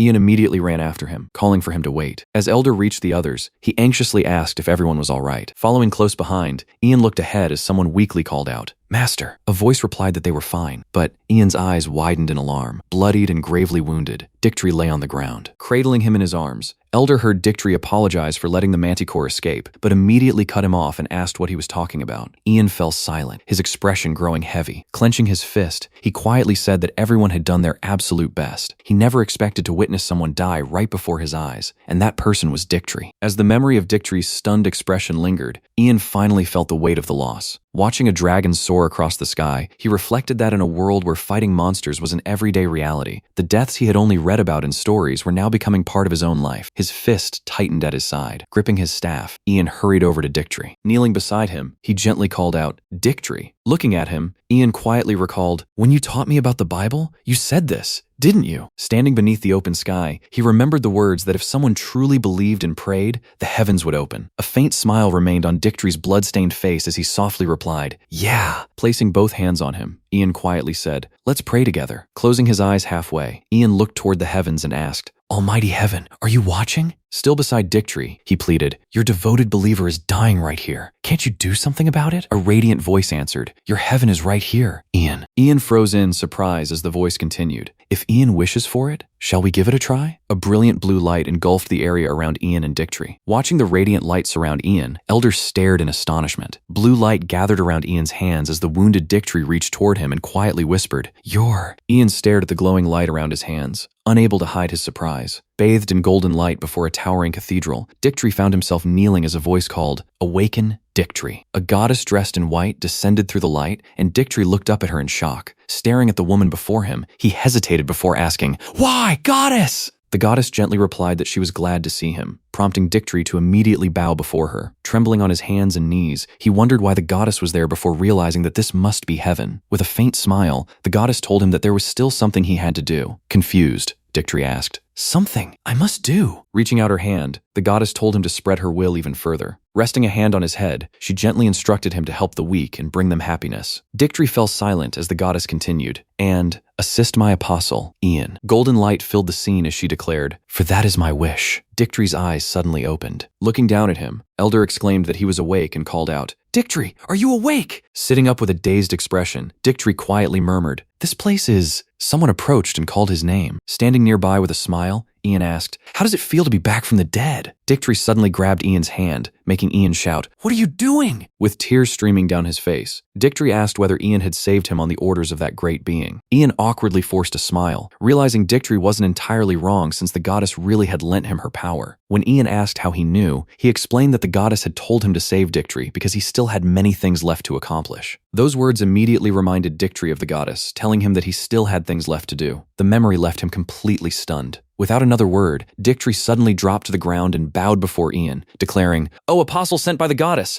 I bow before you!" Watching the scene unfold, the nearby knights concluded that Ian had indeed saved Dictry with magic, while assuming his talk about being the goddess's apostle was simply a hallucination. From a distance, everyone watched as Dictry continued kneeling before Ian. Seeing how lively everyone had become after nearly dying, Elder remarked that they had almost lost their lives, yet they were still full of energy. Smiling, he then asked, "All right, shall we resume our hunt for the manticore?" The entire group enthusiastically answered, "Yes!" Standing before Elder, Ian decided to send Oberon ahead to scout. When someone worried the bird might be in danger, Ian confidently assured them it would be fine as Oberon immediately took flight. Elder watched the crow disappear into the sky with a puzzled look. Meanwhile, Ian reminded himself that the manticore was no ordinary monster and that they would have to beat it into submission to bring it down. At that very moment, a loud scream echoed from a nearby town. A gigantic manticore rampaged through the streets, sending terrified townspeople running for their lives. Amid the chaos, a weak hand desperately reached out for help. Seeing his father collapse, a young man frantically cried, "Father!" He froze in horror as the towering manticore loomed over his father with its fangs bared. A pitchfork suddenly stopped in front of the monster's face as a voice shouted, "Get out of town!" Gripping the pitchfork with trembling hands, the young man yelled, "You monster!" Looking down at him, the manticore laughed before asking whether that human was his father, leaving the young man stunned that the beast could speak the human tongue. The manticore offered him a deal, telling him to kill his own father and bring the body over. It promised that if he did, everyone else in town would be spared. Shielding his father behind him, the young man refused, shouting that he would never agree to something like that. A sinister grin spread across the manticore's face as it declared that it had no other choice. Raising its massive claw, it bared its fangs and roared, Die! The young man lunged toward his father, shouting, "Father!" At that instant, a glowing blade streaked toward the manticore. The strike pierced into the beast in a violent burst of blood. Elder charged into the battlefield at full speed. His powerful slash slammed into the manticore, blasting it backward. Clinging to his father, the young man cried out, "The Knights of Santiago!" Standing firm, Elder ordered everyone to prepare for battle. More armored boots thundered across the cracked ground. The Knights of Santiago charged straight at the roaring manticore as the battle began. The manticore glared at the approaching knights and roared that they were insects eager to die. With an arrow still lodged in its eye, it turned toward Ian as he calmly called it a desperate fool. Looking directly at the monster, Ian remarked that it was still struggling despite everything. Enraged,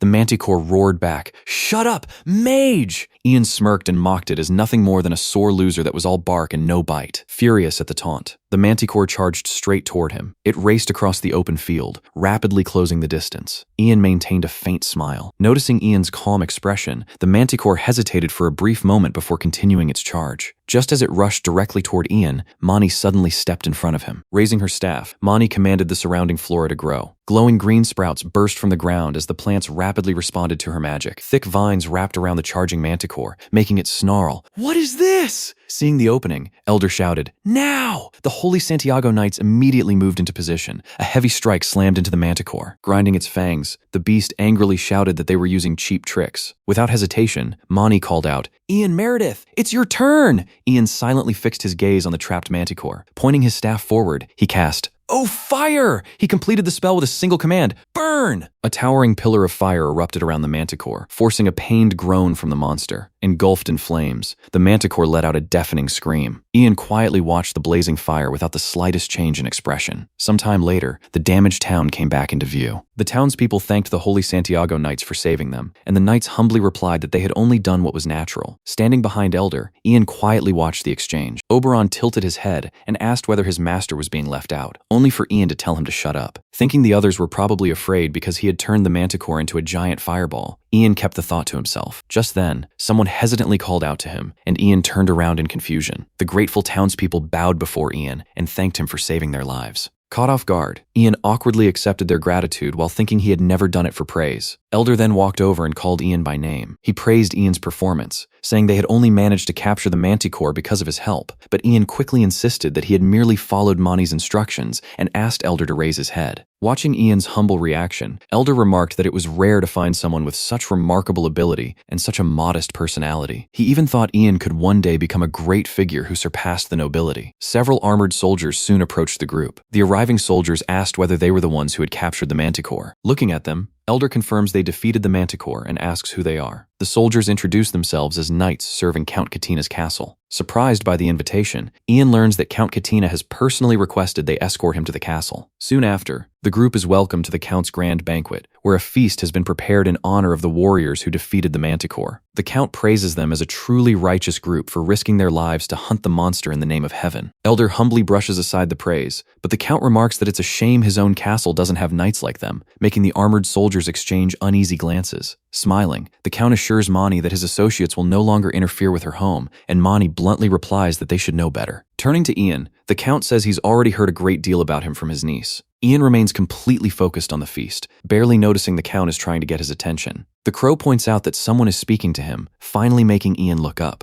Ian stares blankly as the Count briefly imagines being ignored by such an insolent guest. After a moment, Ian finally realizes what's happening. Holding a half-eaten piece of bread, he apologizes, explaining that the food was so delicious he wasn't paying attention because he was talking to the crow, leaving the Count at a loss for words. The Count smiles and says he heard Ian took good care of his niece as a servant steps forward carrying a large treasure chest. When the servant opens it, a brilliant golden light makes Ian shield his eyes. Inside, Ian spots a golden magic scroll. The Count reveals that it's a magic scroll that activates immediately, leaving Ian stunned. Examining the glowing scroll, Ian is amazed that every word written on it radiates exceptional quality. Smiling, the Count asks if Ian likes the gift, explaining that he prepared it, especially for him. Clutching the scroll, Ian sincerely thanks the Count for such a precious gift. The Count laughs it off, saying that bringing Lucy home safely makes a gift like this seem insignificant. He then raises a finger as if signaling for someone. Moments later, the door slowly opens. Lucy quietly steps into the room wearing an elaborate blue outfit and a pointed hat. Ian covers his mouth to hide a laugh, wondering what's with that outfit. As Lucy takes her seat, he can't help wondering where she even found a hat like that. After a brief hesitation, she quietly asks Ian how he's been after all this time, and he simply replies that it's been a while. Elder teasingly asks if she might be Ian's lover, but Ian quickly denies it, saying their relationship is far more complicated. The Count then calls Ian's name and says he has a proposal, prompting Ian to ask what it is. As Lucy quietly listens, the Count explains that their journey began to avenge his niece before asking if Ian would be willing to lend them his strength. Ian realizes the Golden Scroll was part of the Count's proposal, though he notes that he would only be supporting them with magic instead of risking his life on the battlefield. Remembering how he helped defeat the Manticore, Ian pictures himself supporting the group with magic. He then imagines the rewards from both the Count and Lucy, picturing himself relaxing atop a mountain of gold with a satisfied grin. The Count quietly listens as Ian says that if they need a humble wizard like him, he'll gladly accompany them. Without hesitation, he accepts the proposal. 3 days later, Lucy apologizes that her uncle couldn't personally see Ian off because he was busy preparing for the upcoming expedition, and Ian tells her it's no trouble. Shaking hands, Lucy warmly tells Elder that he will always be welcome in the Talion territory, and he replies that he'll gladly visit again someday. As they exchange farewells, Ian notices that Count Katina's forces have grown smaller after lending many of his knights to the expedition. Elder thanks Ian for everything he has done, and Ian sincerely thanks him in return. Before they part ways, Elder invites Ian to visit Trifaro Island, promising to show him mysteries that would surely interest a wizard like him. Curious, Ian asks about Trifaro Island, and Elder explains that it is a floating island in the Coral Sea, where Ian would be welcomed if he mentioned Salvador's name. Ian then asks if Salvador is actually his real name, and Salvador confirms that it is. Introducing himself properly, he reveals that his full name is Salvador of House Orclis. Hearing the name House Orclis, Lucy's eyes widen in visible shock. Lucy stares at Elder in disbelief and asks if he is actually Salvador, the legendary White Wolf. With a humble smile, Salvador brushes it off, saying there's no need to remember an old man's name. Confused, Ian asks what the White Wolf is, leaving Lucy stunned that he has never heard of such a famous title. She explains that the White Wolf Brotherhood was a legendary mercenary order that once served directly under the previous emperor. In recognition of their extraordinary achievements, the emperor personally bestowed their leader with the prestigious title of Swordmaster. Lucy suddenly points at Salvador, her eyes widening as she blurts out, "That man is the..." Recognizing Elder, they suddenly realized they were standing before the Swordmaster. Ian and Oberon merely glanced over with matching uninterested expressions. Ian's indifferent reaction left everyone wondering how he could remain so calm before a living legend. Elder laughed and remarked that the reaction suited Ian perfectly. A humorous comparison showed that most people who learned Salvador's true identity immediately dreamed of defeating the Swordmaster, unlike Ian, while Salvador simply smiled and brushed it off. Standing beside Mani, Salvador announced that it was time for them to part ways, and Mani asked Ian to pass along her regards to Eridus. Dictory tearfully grabbed Ian and insisted they would definitely meet again, while Ian dryly replied that this wasn't their final goodbye. Before leaving, Salvador called out to Ian one last time. Reaching out, he shook Ian's hand. Ian smiled and said that once everything settled down, he planned to travel to Triffer Island. Smiling back, Salvador replied that they could meet again there. As the peaceful scenery filled the landscape, Salvador bid Ian farewell and told him to stay well until then. Soon after, the royal banner rose above a large gathering of armored soldiers assembled beneath a platform. A knight stepped onto the wooden stage and looked down at the crowd. He recalled Lucy's tearful plea to punish the man who had murdered her mother. With a stern expression, he remembered that Graham had killed his younger sister and was now trying to force Lucy into marriage. As an image of Graham appeared, he realized the crisis could become an opportunity for Count Katina's territory. He imagined securing the Talion barony by marrying Lucy to one of his retainers and bringing the territory under his control. After reaching his decision, his expression hardened with resolve. Meanwhile, Lucy walked beside Ian as the Count told her he would speak with her once everything was over. The knight raised his fist and declared that, under the laws of the land, he would judge the usurper Graham, drawing thunderous cheers from the crowd. The Count then ordered everyone to follow him. As night fell, rows of tents filled the fortified military camp. A large pot of water boiled over a campfire. As everyone gathered around it in confusion, Ian calmly explained that he was boiling the spoons. Lucy innocently wondered whether he planned to make spoon soup. The nearby soldiers jokingly assumed the mage was cooking spoons, but Ian bluntly corrected them, explaining that he was sterilizing them instead. Lucy repeated the unfamiliar word, still puzzled by its meaning. Ian simply said it was a kind of mystery, and remarked that they wouldn't understand sterilization even if he explained it. The soldiers exchanged bewildered glances, trying to figure out what he meant by calling it a mystery. Ian turned when someone politely called out to him. The soldiers jokingly asked him to boil their meat as well, believing the pot could cook anything. Growing annoyed, Ian reminded them that the boiling water wasn't meant for making soup. As the military camp settled into a quiet night, soldiers gathered around small campfires. Lucy suddenly told Ian she had been thinking about the reward he had promised her, leaving him confused. After reminding him of the promise, Ian finally remembered what she meant. Lucy explained that she had considered giving him gold coins but assumed he had already received plenty. Instead, she happily revealed that she had chosen something she believed would make him much happier. She introduced the legendary magic sword Anirecap, a blade said to have been gifted to the first Baron Talion by a fairy. Excitedly, she recounted the legend of how the first Baron fell in love with a fairy and became the savior of the fairy realm with that very sword. Lucy beamed with excitement over the story while Ian looked at her with a completely unimpressed expression. Ian pointed out that if her family truly possessed such a legendary weapon, they should have risen far beyond the rank of Baron. Flustered, Lucy quickly explained that the legend dated back 400 years. Ian waited for her to continue as she revealed there was one more important detail. She explained that Anirecap was buried inside the first Baron's grave, leaving Ian staring at her in disbelief. Sitting beside him, Lucy casually suggested they could simply dig up the grave and retrieve it. Ian was completely dumbfounded that someone would casually unseal an ancestor's grave just to give away its treasure. Confused by Ian's comparison, Lucy admitted she had no idea what a time capsule was, but insisted it was still a magic sword. Raising a hand,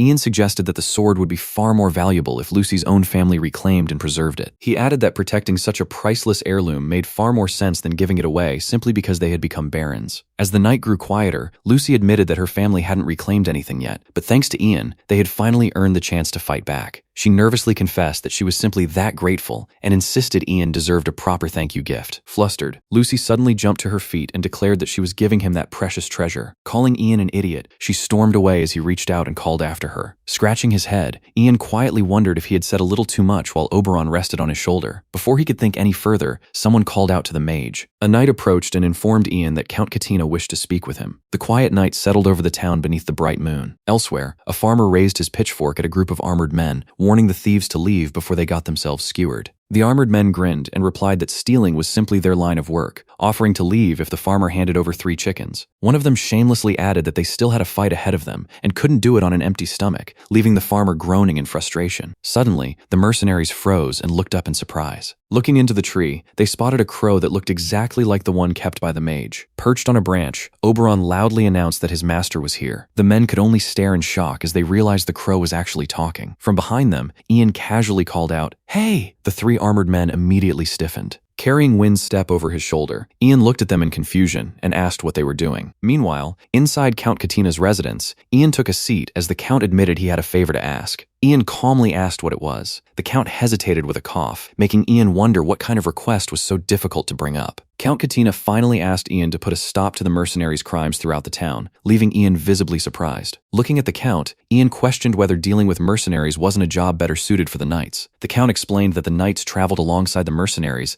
and often overlooked their crimes to keep morale high. Remembering Lucy, he admitted he could have tolerated a little looting elsewhere, but this was his niece's territory. Ian listened seriously as the Count asked him to warn the mercenaries to be more careful with their actions. Crossing his arms, Ian quietly considered the request. Meanwhile, the 3 mercenaries huddled together in fear as Ian's shadow loomed over them. Calling them out for raiding people's homes like common thieves, Ian scolded them while Oberon repeatedly cried, "Punishment!" Looking at the trembling trio, Ian declared that he would make an example of them, prompting the terrified mercenaries to immediately apologize and beg for forgiveness. After that, the town gradually returned to normal. He explained that the moment he and Oberon captured those mercenaries, they became too frightened to even leave their homes. Terrified of running into Ian again, the mercenaries stayed hidden indoors, convinced they would die the moment they stepped outside. Hearing the good news, the Count and Lucy happily celebrated, but their celebration was cut short when a knight rushed in, knelt before the Count, and reported that something terrible had happened. As Ian stood with Oberon perched on his shoulder, the knight explained that an unexpected problem had arisen. According to the knight, the usurpers no longer viewed their army as a real threat. Ian questioned whether that could really be true when they still had more than 400 soldiers. Standing up, the knight explained that their army was considered completely harmless, leaving Ian repeating the word in surprise. He went on to explain that if their soldiers had looted the territory, the people would have pressured Graham to stop the invasion. Instead, Graham already controlled the Italian territory, leaving the people with no one they could appeal to. Because the army was marching peacefully, the civilians remained calm, giving Graham enough time to gather his own forces. The knight also pointed out that the army's limited movement had caused morale to drop sharply. Resting his chin on one hand, Ian remarked that the whole situation had become far more complicated than expected. The knight then asked whether they should allow the soldiers to start looting after all, while the Count quietly considered the suggestion. Turning to Ian, the Count asked whether the young mage had a plan to deal with the situation. Lucy remained silent, watching the conversation with a worried expression. After a brief pause, Ian narrowed his gaze and said he would think of something. Moments later, he raised his head and assured them the situation wasn't hopeless because there was still a way. Hearing that, Lucy and the Count immediately brightened and eagerly asked Ian to explain his plan. Ian quietly faced Lucy while several soldiers waited behind them. Watching him, 2 soldiers muttered that the young mage was far too cheeky. Soon after, the scene shifted to the Italian territory. A man angrily complained about a noisy crow as he stepped outside his house. The moment he came face to face with Ian, he froze in shock. Standing beside a wheat field, Ian calmly asked whether the field belonged to him. The farmer demanded to know Ian's identity, but one of the soldiers quickly introduced him as Ian Elatus Raven, the disciple of the mage Eritus. The moment he heard Ian's name, the farmer's expression turned to stunned silence. He immediately dropped to the ground, apologized repeatedly, and laughed awkwardly as he admitted he never realized Ian was such a famous person. Ian simply stared at him without saying a word. Turning away, Ian remarked that the wheat field was already ruined, leaving the farmer completely confused. Ian drove his staff into the ground and asked whether the farmer couldn't feel it. Dark energy erupted around him as he declared that the field had already been soaked in evil energy. With a grim expression, Ian claimed that the soul of the first Baron Talion was furious because his land had been stolen unfairly. Terrified by those words, the farmer tearfully asked what he was supposed to do. Ian suddenly told him to be quiet and raised a hand as though he were listening to something. After narrowing his eyes in apparent shock, Ian dramatically reached toward the sky and announced that the heavens were speaking. He declared that Baron Talion's anger would only subside if Lucy Talion inherited the title of Baron. Ian then walked away, claiming another place was also covered by an ominous presence, while the farmer desperately called after him. Left trembling in fear, the farmer listened as Ian declared that the territory was being ruined because of the usurper. After some time,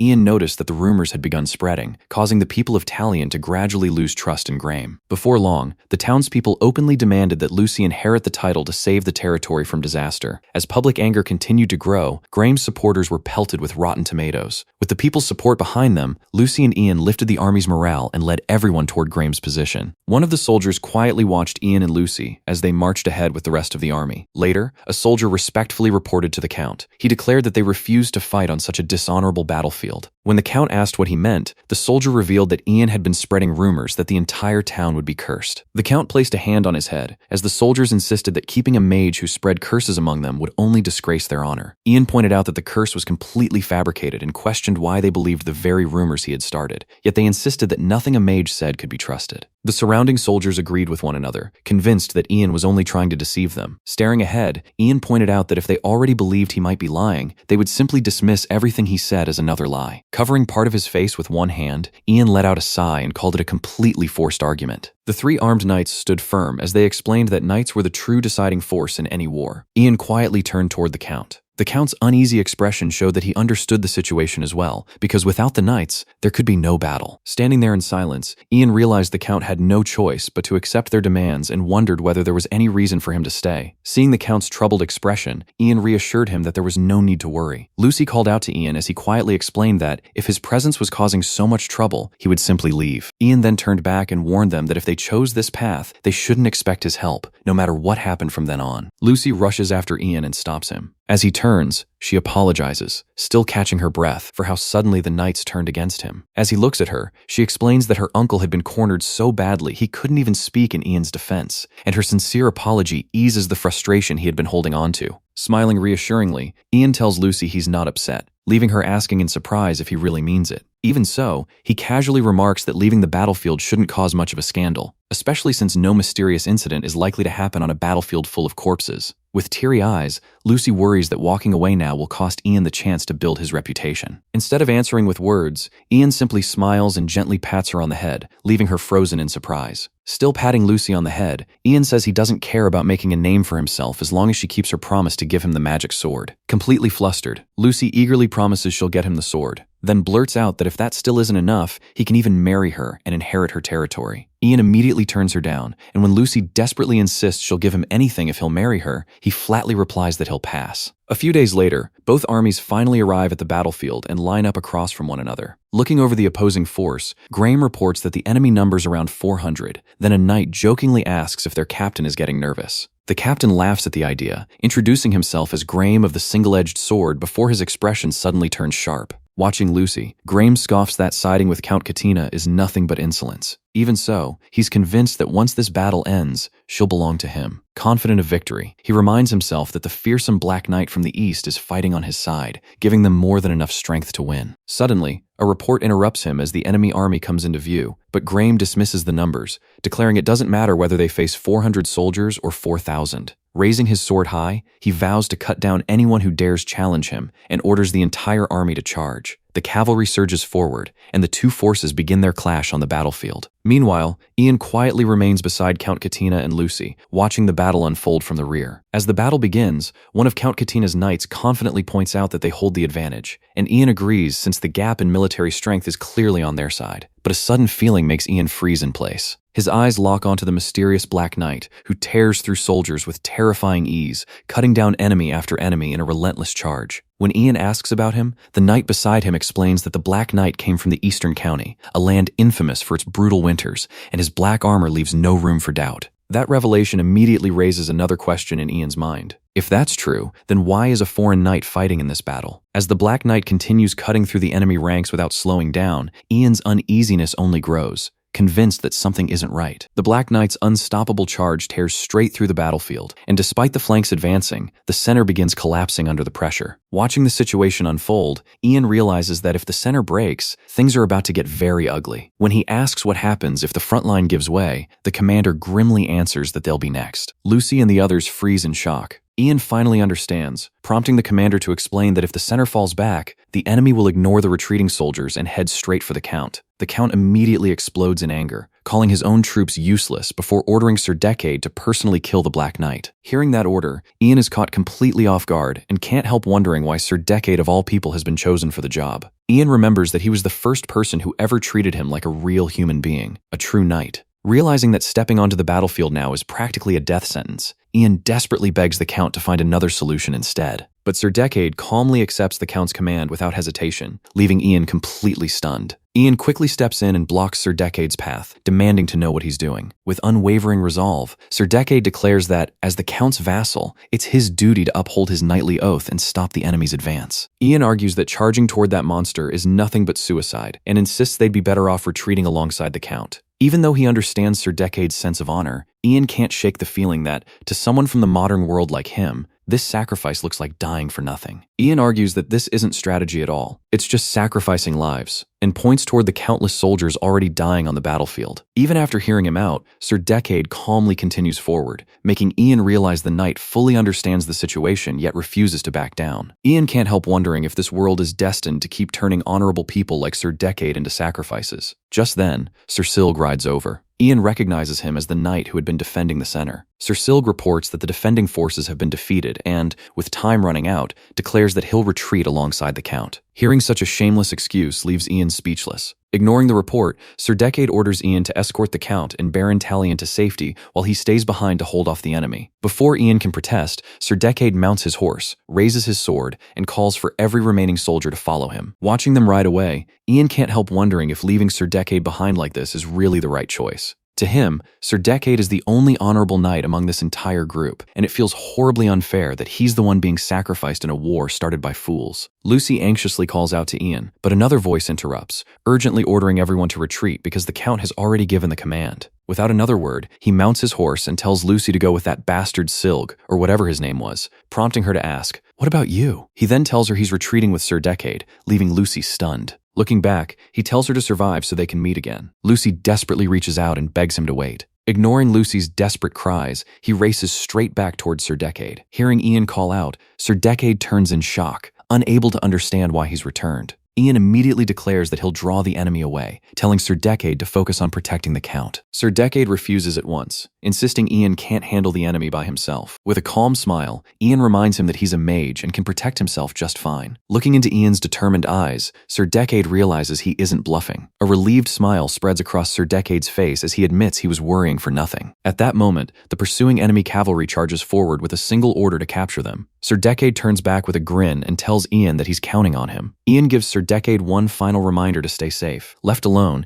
Ian turns toward the approaching pursuers. A sudden flash streaks across his vision, instantly putting him on guard. The arrow slams into the tree instead, making Ian realize the enemy has already opened fire. Panicking, Oberon frantically warns that they're doomed, but Ian shuts it up. Keeping his composure as the enemy closes in behind him, Ian decides his first priority is to lure them deeper into the forest. Without slowing down, Ian rides straight into the woods, and the pursuing soldiers immediately order everyone to chase after him. The forest soon falls, eerily quiet. Believing he'd come this way, the soldiers spread out through the forest to track him down. Before they can search any farther, they suddenly notice a hooded figure sitting on horseback ahead of them. Ian quietly chants an incantation while holding a scroll. Watching from a distance, the soldiers nervously wonder what he's mumbling. Before anyone can react, Ian suddenly tears the scroll apart. A towering pillar of blue magic crashes into the forest, erupting in a violent blast. The explosion hurls soldiers through the air as panicked screams erupt and desperate cries for help echo through the forest. Leaving the devastated group behind, Ian rides away through the forest. Catching his breath, he figures that should have taken care of at least a few of the pursuers. Even so, he worries whether Sir Decade managed to reunite with the Count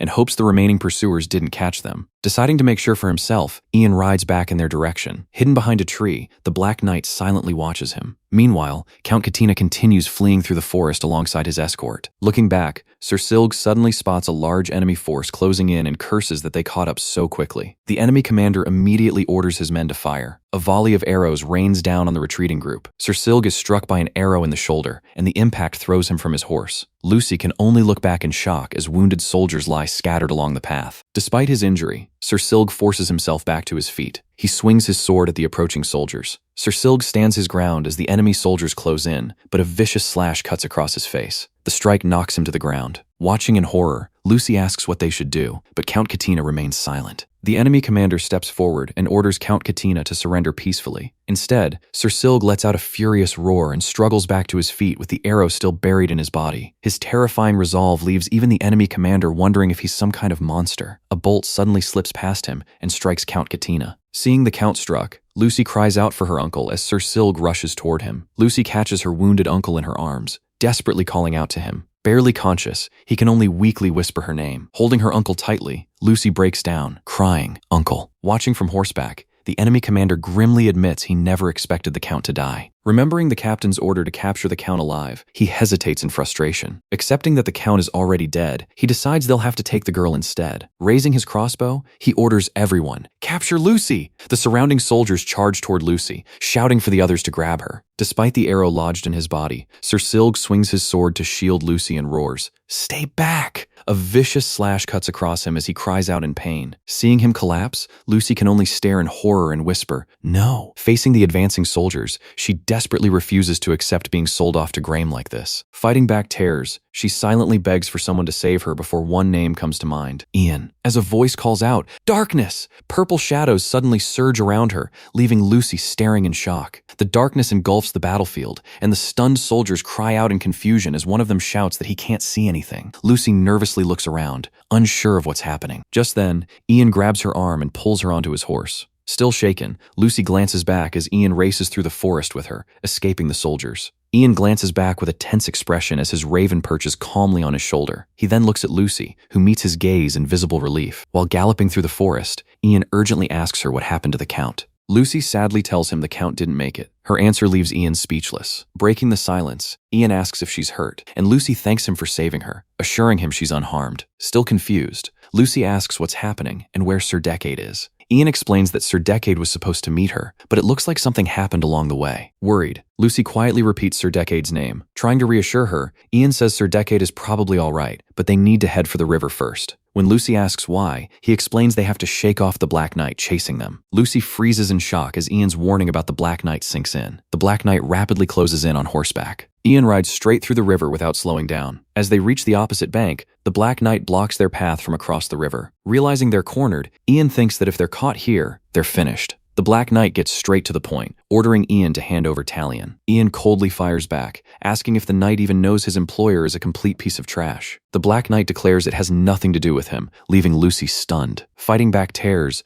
Lucy declares that Graham murdered her parents and stole their territory, insisting the bastard deserves to die. Ian asks if he heard her and whether someone like Graham is really worth fighting for, but the Black Knight calmly replies that he simply takes the money and does the job he's hired to do. After a brief pause, the Black Knight delivers a final warning, ordering Ian to hand over Talion and leave. Lucy falls silent, clearly shaken by the ultimatum. The two sides remain locked in a tense standoff across the shallow river. Without taking his eyes off the enemy, Ian quietly tells Lucy to jump. The horse's eyes suddenly glow bright red. The enchanted horse suddenly rears up, catching the Black Knight off guard. The Black Knight leaps off his horse and lands on the ground. Staring after the escaping horse, he curses in frustration, wondering what Ian pulled off this time. Ian thrusts his hand forward and shouts, "Come forth!" A surge of blue energy erupts across the river, instantly drawing the Black Knight's attention. The Black Knight stares at the swirling water in confusion, unable to understand what's happening. A massive wall of water suddenly rises from the river. The towering wave crashes down, forcing the Black Knight to retreat. Moments later, the river settles, leaving the Black Knight washed up on the riverbank, drenched. Watching nervously, Lucy asks if the Black Knight is dead. Crouching down, Ian silently stares at him as sweat runs down his face. Looking at the Black Knight's sword, Ian is briefly tempted to keep it for himself, but quickly worries that someone might suddenly stab him over it. Deciding not to leave anything valuable behind,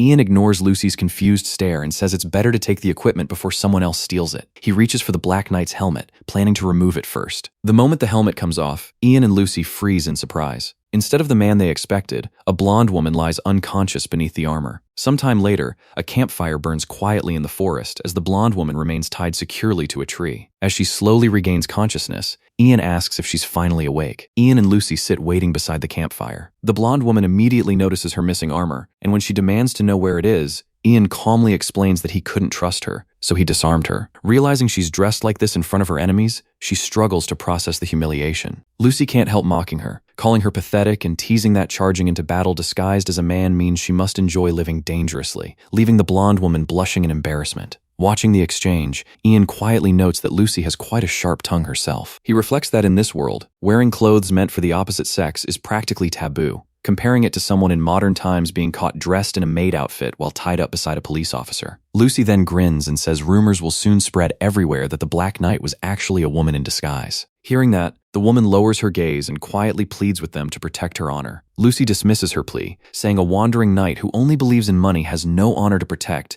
and is even worse than a bandit. Those words immediately set the woman off, and she angrily demands that Lucy repeat what she just said. Sensing the argument getting out of hand, Ian steps in and tells Lucy to calm down, but she quickly insists she isn't upset at all. Ian quietly takes Lucy's hand, stopping her in place. Keeping his voice calm, he tells her to leave this to him and get some rest. After a brief pause, Lucy apologizes and backs away. Watching her leave, Ian remarks that she really made a huge fuss over nothing. The woman questions that before commenting that Ian doesn't seem to believe in Almighty Heaven either. Ian simply shrugs and says he believes in Almighty Heaven, leaving her completely confused as she wonders how he can see nothing wrong with cross-dressing. Even so, he casually explains that men dressing as women aren't a big deal, adding that in his old world people even cosplayed in animal costumes with cat ears and tails, leaving her utterly speechless. Trying to cheer her up, Ian tells her not to look so depressed because having her disguise exposed isn't the end of the world. The woman lowers her head in silence, unable to respond. Breaking the silence, she admits he's incredibly skilled but just as stubborn as any eccentric mage, and Ian casually accepts the comparison. She quietly calls him a mage,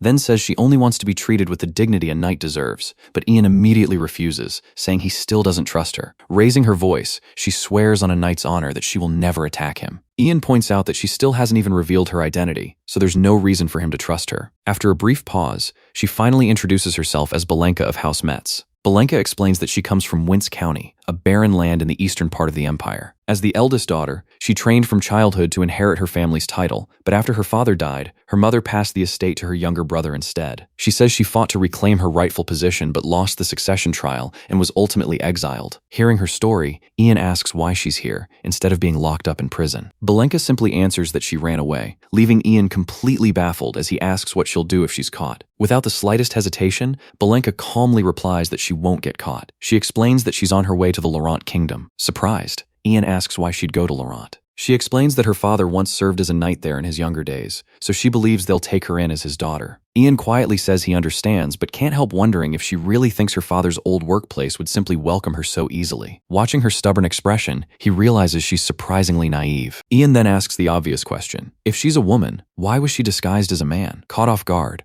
Belenka awkwardly stammers before Ian suddenly blurts out, asking if she disguised herself because she likes women. She immediately yells back that she absolutely doesn't. Belenka quickly explains that she only disguised herself because she'd heard the Empire discriminates against female knights. She insists her father warned her to stay careful because the Empire was full of barbarians. She then adds that her helmet is enchanted with magic, letting her sound like a man's voice whenever she wears it. Surprised, Ian asks if the enchantment was built into the helmet from the start. Belenka nods, explaining that both the armor and helmet originally belonged to her father. Curious, Ian walks over, picks up the helmet, and politely asks if he can examine it. After Belenka gives her permission, he begins inspecting it, admitting he doesn't really understand how the enchantment works. Just then, a glowing blue light suddenly appears on the helmet, instantly catching his attention. The system window first informs Ian that he still can't acquire the skill tied to the helmet. Instead, it explains that he'll only unlock it after witnessing an even deeper mystery. As Ian wonders what kind of mystery that could be, another notification suddenly appears. The system announces that he's unlocked a new achievement for uncovering a mystery, rewarding him with 50 skill points and raising his total to 550. Seeing his growing skill points, Ian happily decides it's time to check whether any powerful skills have become available. While browsing the list, one particular skill immediately catches his attention. It reads Necromancy, requiring 30 points of understanding out of 100, with the ability to communicate with the dead. Ian is stunned, wondering if the helmet is the mystery the system was referring to. Putting those thoughts aside for the moment, he turns back toward Belenka and calls her name. As soon as Ian calls her name, he studies Belenka for a moment before dryly remarking that she seems to be the one being possessed. The next morning, the group quietly gathers around the campfire to eat breakfast together. Watching the scene, Ian can't help wondering if another round is about to begin. Hearing Belenka call his name, Ian turns toward her as she asks if it's dangerous to keep using the enchanted helmet. He admits he isn't a necromancer, so he can't give a definite answer. Instead, he advises her to use the helmet little by little during combat and see whether it turns out to be helpful or harmful. Belenka sincerely thanks him for the advice as Lucy lowers her spoon into the bowl. She then questions whether it's really safe to leave Belenka untied. Ian explains that he promised he wouldn't kill her, while Lucy points out that the promise might just be empty words. Even Ian himself isn't completely convinced, but before he can say anything else, Belenka suddenly speaks up. She says that despite meeting his enemies, they only crossed swords because it was a job, and Ian ultimately chose to spare her life instead of killing her. After a brief pause, Belenka hesitantly asks if they could simply forget everything that happened between them and start over. Ian thinks it would have been easier if she'd just asked to make peace from the beginning. After a moment of silence, he calmly replies that he doesn't really mind. Belenka declares that no matter what the Talion thinks of her, she'll continue living only as a knight. Watching the exchange, Lucy realizes Belenka has feelings for Ian. She quietly concludes that if Ian accepts Belenka,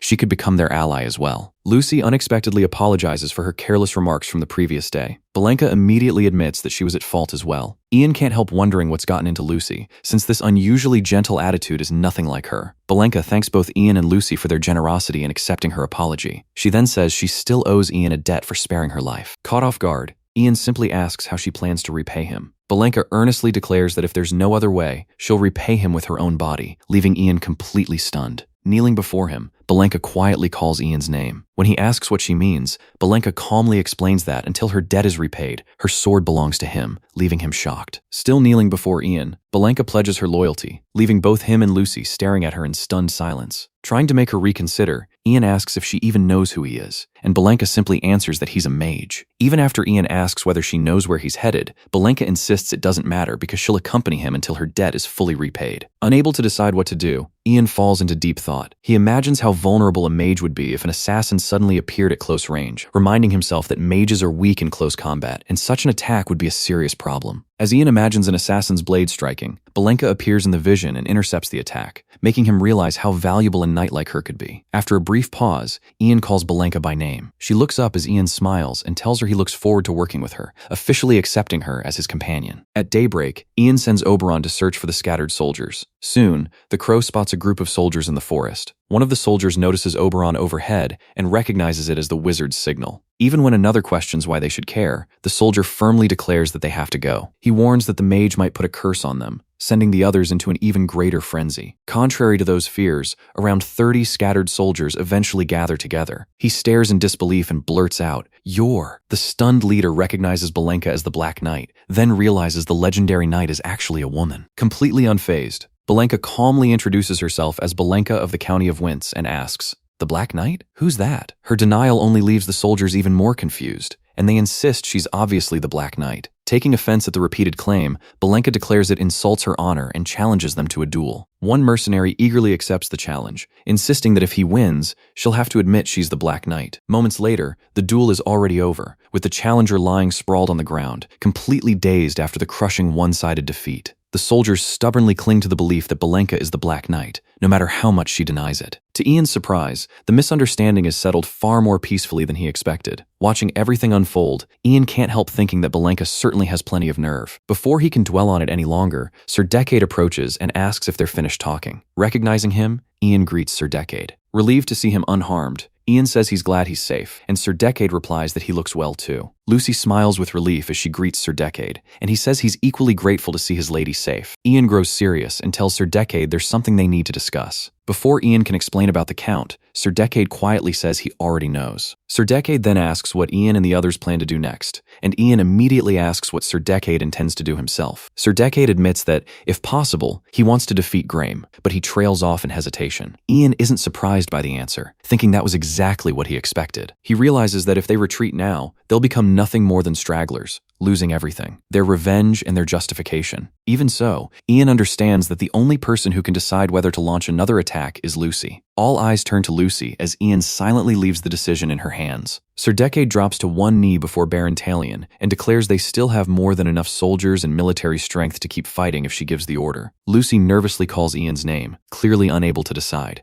Ian reassures her with a smile, telling Lucy it's all right and that she should do whatever she truly wants. As Lucy falls silent, a memory resurfaces, asking if she has forgotten what she truly desires. A flash of Graham's ruthless grin resurfaces in Lucy's mind, stirring the feelings she had buried. With tears streaming down her face, Lucy finally cries out that she wants to exile Graham and reclaim their homeland. Hearing her resolve, Ian smiles in approval while Sir Decade looks on with renewed determination. Sir Decade raises his fist and announces that the Baron has ordered them to fight, igniting thunderous cheers from the remaining soldiers. The surviving troops ready their weapons and prepare to march once more. Sir Decade then approaches Ian and sincerely asks to borrow his magical strength for the coming battle. Ian admits he had been thinking the exact same thing, leaving Sir Decade overjoyed by the agreement. Sir Decade also apologizes for the knights insulting Ian earlier, but Ian simply brushes it off, saying it's water under the bridge. Relieved by Ian's response, Sir Decade smiles warmly as the tense atmosphere finally gives way to a lighter mood. A few of the knights suddenly call out to Sir Decade, refusing to accept relying on a wizard and insisting they can still win on their own. Sir Decade immediately shuts them down, reminding them they're in no position to talk after already losing the war. The protesting knights argue that borrowing Ian's strength would only make them a laughingstock and accuse Sir Decade of abandoning a knight's pride. Ian calmly raises his hand as Oberon flutters onto his arm, then tells the dissatisfied knights they're free to leave if they have a grievance. The knights glare back in disbelief, but Ian coldly warns that there is no room for petty politics right before a battle, so they should get lost instead of standing in everyone's way. Ian's icy stare instantly silences them, leaving the outspoken knights gritting their teeth in frustration. One knight scoffs that war belongs to knights alone and arrogantly asks whether Ian really thinks he can win without them. The protesting knights burst into laughter, mocking Ian as nothing more than a novice wizard pretending to understand war. Ian calmly reminds them they couldn't even stop a single Black Knight from breaking through, nor could they protect the Count, so they have no right to act so superior. A faint smirk crosses Ian's face as he adds that without them getting in the way,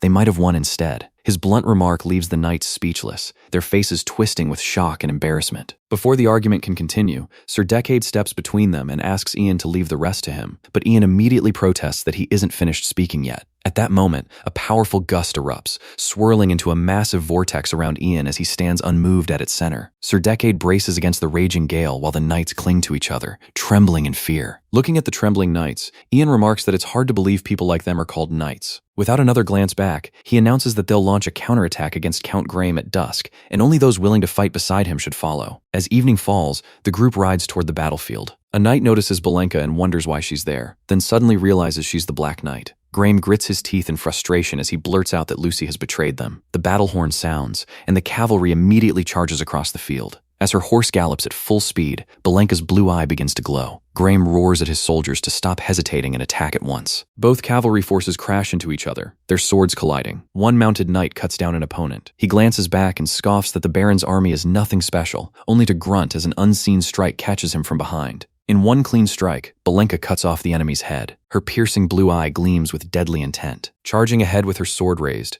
she cuts through multiple enemies, leaving the surrounding knights horrified. Watching his army begin to collapse, Graham can only click his tongue in frustration. Clenching his teeth, he realizes that if this continues, every one of his men will die for nothing. His eyes lock onto Lucy, watching from the distant hill, and he mutters her name. A furious resolve hardens across his face as he decides, that's it. Believing everything will change if he can just get his hands on Lucy, he spurs his horse straight toward the hill. Before he can get any farther, Ian quietly calls out, darkness, and purple shadow magic suddenly begins surrounding Graham. Trapped inside the spreading darkness, he panics and demands to know what's happening. Reaching out with one hand, Ian calmly casts shadow magic, casting Curtain of Darkness, ordering it to descend. A playful voice answers, "Human!" Sorry to keep you waiting. As the massive shadow looms overhead, it cheerfully asks, "Where shall we play today?" While the terrified soldiers desperately shout for someone to do something. Unable to see anything inside the darkness, the soldiers panic, yelling, "Run! And I don't want to die!" as they scatter in blind fear. A voice desperately orders a retreat, but Graham shouts for them to stop doing whatever they want. Trying to regain control, he yells for everyone to calm down and return to their posts, then suddenly hesitates mid-command. Watching his men flee in every direction, he can only stare in stunned silence. Completely bewildered, he mutters, "What is this?" A blade suddenly presses against his neck, instantly freezing him in place. Mounted on her horse, Belenka calmly orders, "Drop your weapons." Sweat streams down Graham's face as he silently weighs his options. Without another word, he drops his sword. Belenka lets out a quiet sigh of relief. Standing nearby, Ian watches the battlefield. Hearing his name, he turns toward the voice. Lucy looks at him anxiously before asking if they won. With tears welling in her eyes, she finally asks, "Did we win?" A faint smile appears on Ian's face as he replies, "Congratulations, Lady Tarion." He extends his hand toward her, inviting her forward as she stares at him in relief. Around them, bodies lie scattered across the battlefield. Picking up a fallen sword, one soldier admires its craftsmanship and excitedly realizes it's silver inlaid. Holding the sword high, he cheers that they actually did it while the others celebrate their victory. Watching the scene, Ian quietly reflects that killing people sometimes leaves behind rewards like this, then wonders if that's why people become so obsessed with it. Ian realizes people might fight simply to get their hands on treasures like that. That thought lingers as he reflects that once someone obtains such things, living becomes nothing more than sacrificing something else to satisfy those desires. He concludes that chasing desire is simply burning away parts of your life to feed it. Watching the celebrating soldiers,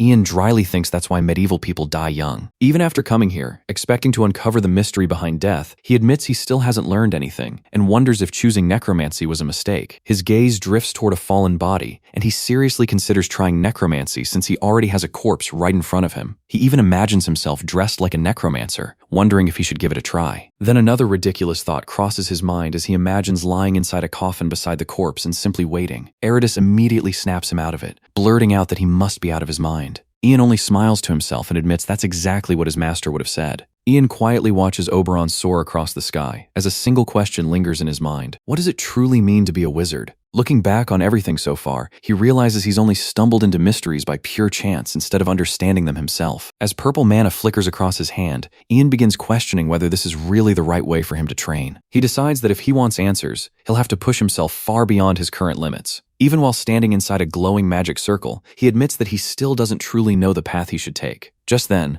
Oberon suddenly lands on his shoulder and pecks his cheek, snapping him out of his thoughts. Ian gives a small smile as he looks at Oberon, then quietly admits that he still has a long way to go. Oberon settles on Ian's shoulder as he silently looks off into the distance. Lucy warmly calls out Ian's name as she approaches him with a smile. He asks if everything has been sorted out, and Lucy confirms she's even finished checking the asset list. Satisfied with the report, he simply replies that it's good. Ian then asks if she's seen Sir Decade since he hasn't spotted him for a while. She points him toward a group of knights, saying he was over there talking with them. Following her direction, Ian spots Sir Decade chatting with the other knights in the distance. Ian quietly watches him for a moment. A little while later, once the victory celebration comes to an end, the festivities wrap up. Sir Decade and the knights prepare to leave the barony and set out on their journey. Before departing, Sir Decade pauses as if searching for someone. His gaze finds Ian waiting beneath a nearby tree. The two shake hands before parting, and Sir Decade says he hopes they cross paths again someday. Ian smiles and agrees. Sir Decade gives Ian one last look before sincerely thanking him for everything. As was customary in this world, Count Graham is publicly executed before the gathered crowd. Later, Lucy proudly remarks that being so popular is exhausting. Teasing Ian, she points out that he has absolutely no fans and jokes that nobody is going to cheer for a wizard rumored to cast curses. Ian can only fall silent. A moment later, she reminds him that it's almost time for them to leave. Confused, Ian asks where they're supposed to be heading, and she reminds him that she promised to give him a present. That immediately makes Ian nervous as he wonders what she has in mind. The scene shifts to a stone coffin inside a dimly lit chamber. Staring at the pile of stones, someone questions whether this could really be the legendary magic sword. The group follows a narrow mountain path along the cliff. Clutching his staff, Ian nervously thinks that one wrong step would send him straight to the afterlife. Seeing Lucy leading the way, he suddenly wonders if she brought him here just to assassinate him so she could keep her family's treasure for herself. Unable to shake the thought, Ian calls out and asks Lucy if she's certain they're on the right path. Lucy cheerfully assures him they'll arrive very soon, making Ian realize he was worrying over nothing. Smiling awkwardly, Ian silently scolds himself for even suspecting her and remembers the peaceful flower field instead. Just then, Belenka remarks that this isn't somewhere people come for free labor. Ian remembers her asking to come along. Even so, she warns Ian that she'll deduct 1 silver coin from the debt he owes her, even though she was the one who followed them on her own. Oberon returns to Ian, calling out to its master as he immediately asks where it disappeared to. Landing on Ian's arm,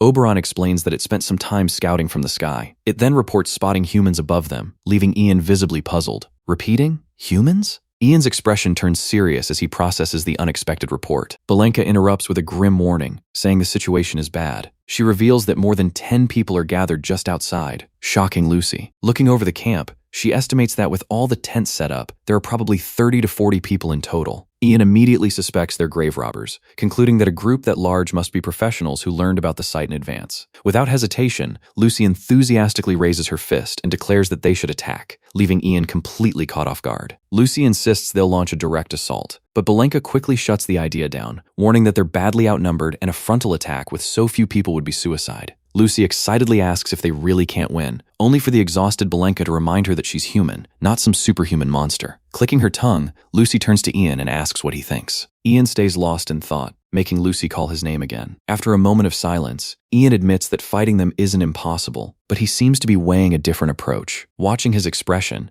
Belenka nervously asks what kind of terrifying magic he's planning to use this time, and Ian dryly replies, "That's a pretty cruel way to put it." When Lucy asks what he's going to do, instead of answering directly, Ian asks if this is the Talion graveyard, then points out that it's famous for a certain legend. With a faint smile, Ian reveals that he simply wants to scare them a little. As night falls, the entrance to the Talion graveyard stands illuminated by burning torches. Outside, one of the men complains that nothing has come out at all. Another man suddenly notices something and looks puzzled. Seeing his companion scratching something on the ground, he asks what he's doing. The man casually explains that he's writing sacred words, calling them a charm to drive away ghosts that he even paid money to learn. Still sitting by the fire, the other man grumbles that he honestly hates this job. As they continue talking, one man brings up an old rumor that the first Baron of the Talion family once had a special relationship with the Fairy Queen, and the other immediately recognizes the legend. Suddenly, an eerie sound echoes through the moonlit sky. Both men freeze in alarm as one of them stares into the darkness and nervously asks what that sound was.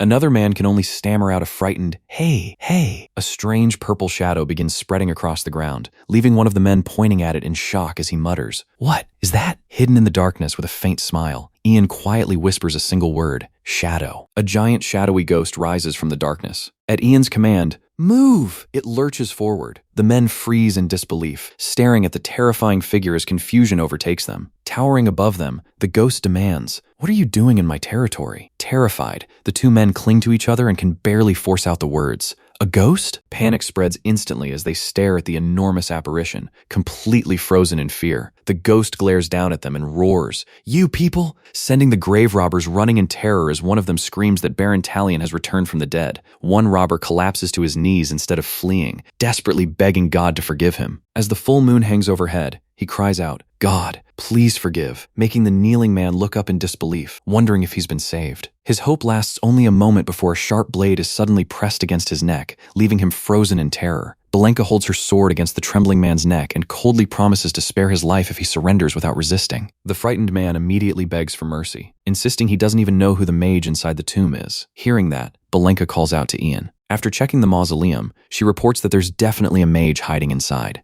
Ian narrows his eyes as he looks toward the entrance, surprised that a mage is involved. A massive explosion suddenly erupts from inside the mausoleum, blasting fire and debris in every direction. Inside the smoke, an elderly man coughs repeatedly before letting out a relieved sigh. Standing before the entrance, the elderly mage calmly remarks that breaking through the barrier won't be easy. He is then introduced as Reincarnated, a mage from the Imperial Magic University. Looking at the broken tools scattered across the ground, Inlian explains that he expected the Fairy Queen's barrier to block intruders, but never imagined it would be this thick. He looks around in confusion, wondering where they disappeared to. Recalling that someone said they would search for another way inside, he wonders whether they actually found one as footsteps echo through the mausoleum. Sensing a familiar presence, Inlian's expression turns serious as he wonders who it could be. Just then, someone calls out to him, drawing his attention. A smiling man asks whether he managed to break through the barrier. He is revealed to be the Mud Baron, an illegitimate child of the Count Dipel family. Realizing something is wrong, Inlian urgently warns him. He suddenly shouts that intruders have entered the mausoleum. Meanwhile, Ian leads the group inside, confirming Inlian's warning. A narration reveals that Reincarnated once taught at Dranheim Magic University. Although he served as a professor, teaching never suited him because he only cared about the university's research grants. The narration explains that Inlian longed to reach a new horizon as a mage, dreaming of setting off on a journey that would make him a legend. Tired of his routine, he wishes he could throw all his work aside and explore the world instead. The moment he hears that a group of youngsters is about to stir up trouble, his interest is instantly piqued. The narration reveals that the Mud Baron, known as the Lord of Inquiry, admired people who abandoned their ordinary lives without hesitation. His true identity is revealed as the naughty child of the Debel family. After overhearing people mention that only beer is being served this time, he quietly listens to their conversation. The narration explains that the group intends to search the Talion barony for the treasure left behind by the late Baron Talion. Taking a leave of absence to join the expedition, Inlian sees a rare opportunity when the legendary sword Anorishil becomes the quest's objective. The thought of discovering a magical sword at the end of such an adventure completely captivates him. Unable to contain his excitement any longer, Inlian excitedly declares that he absolutely has to see it. The narration explains that Inlian immediately tracked down the people behind the request and eagerly joined their expedition. Now back in the mausoleum, the atmosphere turns tense once again. Confused by Inlian's warning, the Mud Baron asks what he means, only for Inlian to reveal that the intruders aren't ordinary people. Inlian urgently warns that the ones who entered the mausoleum are mages,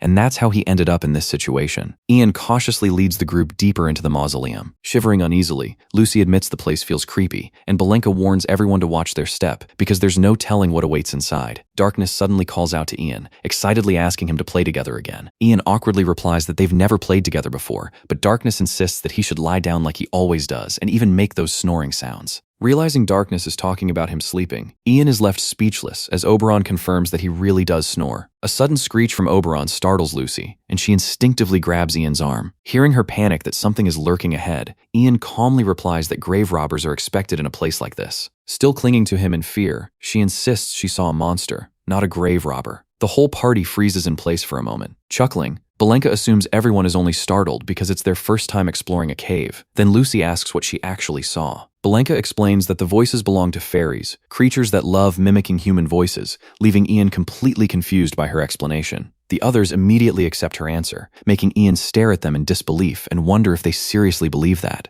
Trying to stay logical, Ian argues that the voice was probably just an echo. At that moment, the unseen fairies giggle among themselves, laughing that humans are funny and hoping someone else screams so they can imitate that voice too. Even after hearing them, Ian reminds himself this is a fantasy world, realizing modern scientific knowledge might not apply here after all. He suddenly says the voice they heard doesn't belong to a fairy, leaving everyone confused. With a confident grin, Ian declares it's a mystery of the wind. A system notification appears, announcing that Ian has acquired atmospheric magic, sound manipulation, a technique that controls air vibrations and manipulates sound. Surprised, Lucy realizes the strange phenomenon was actually a mystery, and Ian casually confirms it. Immediately putting his new magic to use, Ian commands the wind to stop transmitting sound. The unseen voice protests, asking why it can't spread its voice anymore and calling Ian annoying. Ignoring the complaint, Ian simply shouts, "Play!" The mysterious voice instantly lights up at the invitation, happily asking to play together before eagerly agreeing. With a cheerful yahoo, Ian unleashes his spell. Watching the scene unfold, Lucy and Belenka can only stare in stunned disbelief. With Ian at the front,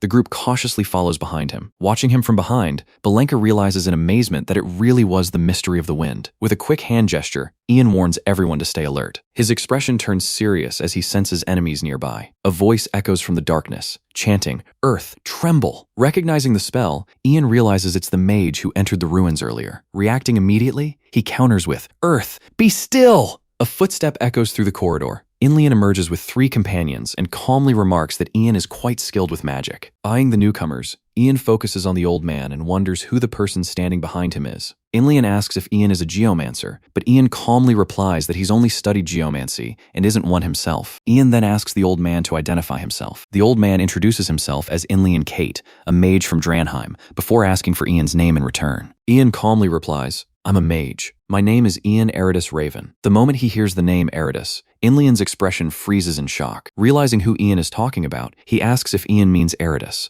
the legendary fire mage, and Ian confirms it without hesitation, saying that Eridus is his master. Breaking into a nervous smile, Inlian admits he'd heard rumors that Eridus had taken a disciple but never expected to meet him here. Ian can only stare at the old mage in confusion. Just then, the Mud Baron calls out to Inlian from behind. He reminds Inlian that they aren't planning to back out now, are they? Ian can't help thinking that the old man seems completely obsessed with that guy. Inlian quickly raises a hand and apologizes, explaining that although Ian is Eridus's disciple, Baron Talion's treasure belongs to them. Ignoring the warning, Ian calmly begins chanting another wind spell as swirling currents gather around him. He suddenly shouts, "Belenka!" Without hesitation, she charges straight toward the old mage. Startled, Inlian panics and desperately yells for her not to come any closer. Seeing the situation spiral out of control, the Mud Baron shouts for everyone to get out immediately. As the others scramble to escape, Ian raises his staff high and casts Darkness. The fleeing men freeze in confusion as their vision disappears, wondering what on earth is happening while realizing they can't see anything anymore. A brilliant golden light suddenly gathers in Inlian's hand before erupting through the darkness as he casts Dekalu Arma! A blinding burst of light floods the chamber, forcing Ian to shield his eyes as he wonders what this light is. With Inlian's spell still active, its intense radiance spreads in every direction as Ian identifies it as photon art, the mystic art of light and brightness. Even while covering his eyes, Ian curses under his breath, knowing photon art possesses the exact opposite properties of shadow art. Watching the light completely overpower the darkness, Ian realizes that if this continues, they'll end up losing. Still shielding his eyes from the glare, Ian calls out loudly, "Belenka!" Belenka turns toward Ian, squinting against the blinding light. Ian urgently tells her to close her eyes as she reaches for her sword. Though confused, she immediately shuts them when he orders her to hurry. Ian then tells her to stop relying on her sight and focus only on the voice of the wind. When Belenka protests that she isn't a wizard, Ian begins casting atmospheric magic. Streams of wind gather around her as he explains that she should feel the flow of the wind with her entire body. He explains that the spell reads the positions of everyone nearby through the reverberation of sound waves, calling it a modern-style medieval magic created by applying the principles of sonar. A system window identifies the technique as atmosphere art. Echolocation, which detects nearby objects through echoes, with greater intuition improving its accuracy. As the wind swirls around her, the wind mystery asks if she can feel them dancing. Ian calmly assures her that she'll soon sense what's standing right in front of her. The next instant, the wind violently shatters in front of Belenka, revealing the disturbance Ian wanted her to detect. Belenka locks onto Inlian's position through the flow of the wind. She instantly tightens her grip on her sword, closes the distance, and lands a powerful spinning slash that sends him crashing to the ground with a groan. Watching Belenka fight with her eyes closed, the Mud Baron trembles in disbelief. Seeing the opening, Ian reaches out once more and casts Darkness. The Mud Baron orders everyone to calm down, warning them that there's a wizard ahead before commanding them to charge. As the men rush forward, Ian meets them with his staff, knocking them back one after another with cries of pain. The Mud Baron is left stunned, unable to understand what's happening, before cursing in frustration. Realizing the situation has completely changed, he immediately orders everyone to fall back. Hearing that command, Inlian stares at him in disbelief and asks, "Fall back?" As the others retreat, he desperately calls after them, begging them not to leave him behind. Belenka silently steps behind him and presses her sword against his neck. With a cold expression, Lucy offers him a choice: surrender to Baron Talion, and they'll treat him as a prisoner of war. Hearing the name Baron Talion, Inlian is visibly shocked as he recognizes her. Lucy simply crosses her arms with an unimpressed expression, while the defeated Inlian sighs and quietly agrees to surrender. With the battle over, the group walks through the ruins together. Still thinking about what he witnessed, Inlian asks Ian if he learned that incredible magic from Eridus. Ian confirms that he did before asking whether the old man knows his master. Inlian explains that he only crossed paths with her a few times at the academy before curiously asking about the magic Ian used at the end. Ian simply replies that it was wind magic. Confused, Inlian asks how wind magic could guide someone whose eyes were completely closed. Ian explains that he got the idea from echoes inside a cave, leaving Inlian wondering if echoes weren't just a prank played by fairies. A realization suddenly strikes him, and he excitedly blurts out that he understands. He excitedly concludes that Ian asked the wind fairies to guide Belenka by telling her the direction. Grabbing Ian's hands in excitement, Inlian praises him as an amazing archmage for accomplishing something so difficult. Lucy looks puzzled and points out that Ian uses shadow art, not wind magic. Hearing that, Inlian is shocked all over again and exclaims that shadow art is an incredibly rare form of magic. Still fired up, he asks if Ian can use shadow art too, leaving Ian speechless as he wonders what the old man had been paying attention to during the battle. Belenka backs Ian up, saying she's noticed something similar before. She hands Ian a note one of the fleeing men dropped. After reading its threat to make him pay for today's humiliation, Ian wonders if it might be useful. When Inlian asks if it's a message left by the Mud Baron, Ian realizes the man they fought was actually a baron. Inlian explains that the Mud Baron is an illegitimate son of Count Dipple, who was cast aside and now survives by robbing graves. Hearing that the Mud Baron is Count Diple's illegitimate son leaves Ian quietly lost in thought. Inlian admits he wants to read the note too, but his blurry eyesight makes it impossible, while Ian awkwardly remarks that translating it would be a hassle anyway. Soon after, the group arrives before a massive sealed door, and Inlian declares that it's here. Looking up at the entrance, Ian asks if Baron Talian's coffin is inside, and Inlian confirms that it is. Inlian sighs that he's already tried every possible method to open the coffin, but nothing has worked. Thinking it over, Ian jokingly suggests using a mystic art to trigger an earthquake and force it open. Imagining the outcome, he immediately realizes they'd end up buried alive, making him quietly abandon the idea. Inlian suddenly smiles and confidently says there's no need to worry because Baron Talian himself will open the coffin for them. Caught off guard, Lucy asks in confusion if he means her. Pointing at the inscription, Inlian explains that it says the fairy attendant is the one who can open the door. Confused, Lucy asks what a fairy attendant even is. He admits those exact words aren't written there, leaving Ian thoroughly unimpressed. Inlian insists he doesn't know anything about a fairy attendant, but he has found a sentence on the door that he can't read. After taking a closer look, Lucy realizes she can understand the mysterious inscription. Ian asks if she can read it, and she cautiously replies that she probably can. Reading the glowing inscription aloud,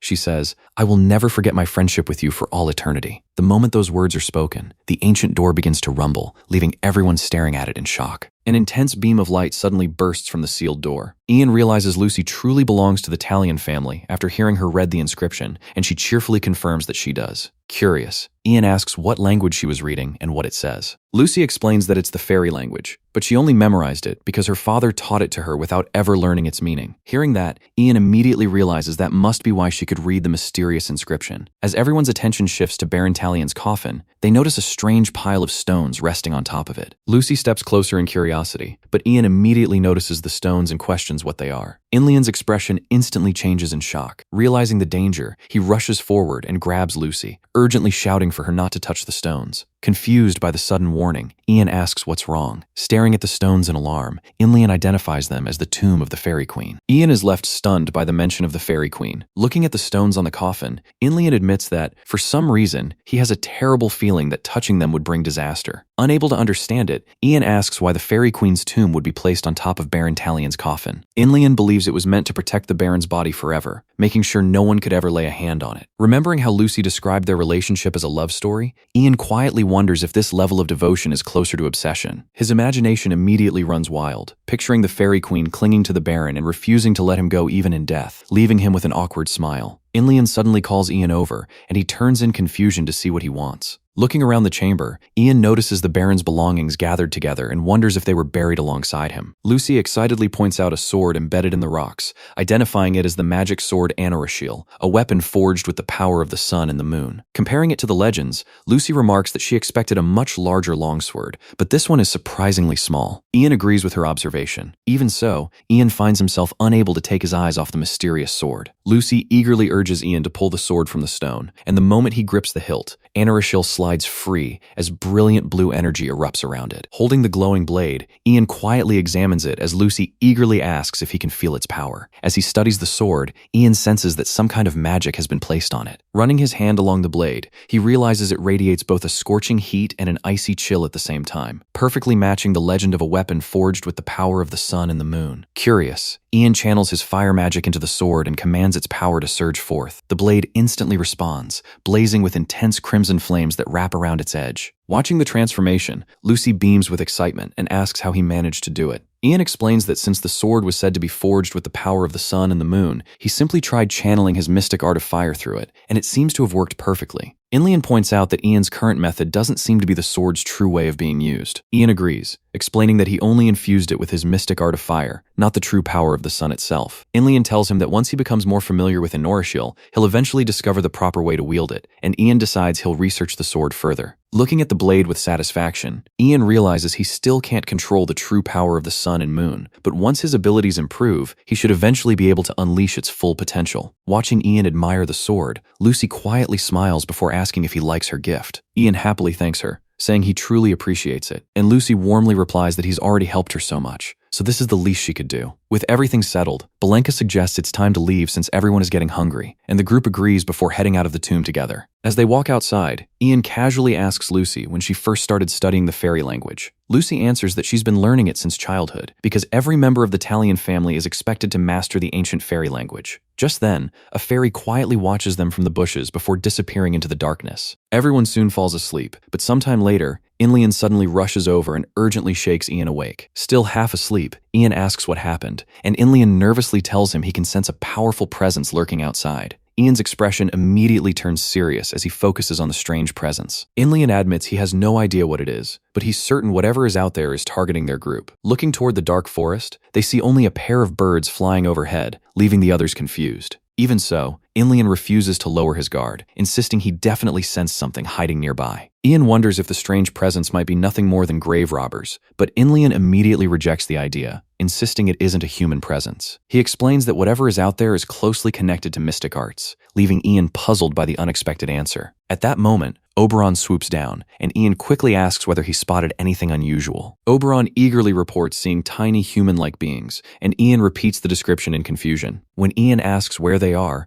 Oberon points deeper into the forest. Without hesitation, Ian casts darkness magic and commands the shadows to illuminate the hidden path ahead. He then activates shadow art, dark vision, letting his enhanced vision scan deep into the darkness. Even though nothing unusual appears at first, he can still sense that something is hidden beyond what his eyes can normally see. After searching more carefully, Ian spots a few tiny figures in the distance and cautiously calls out to them. The three fairies freeze in surprise, staring back at Ian, who quietly wonders what they are.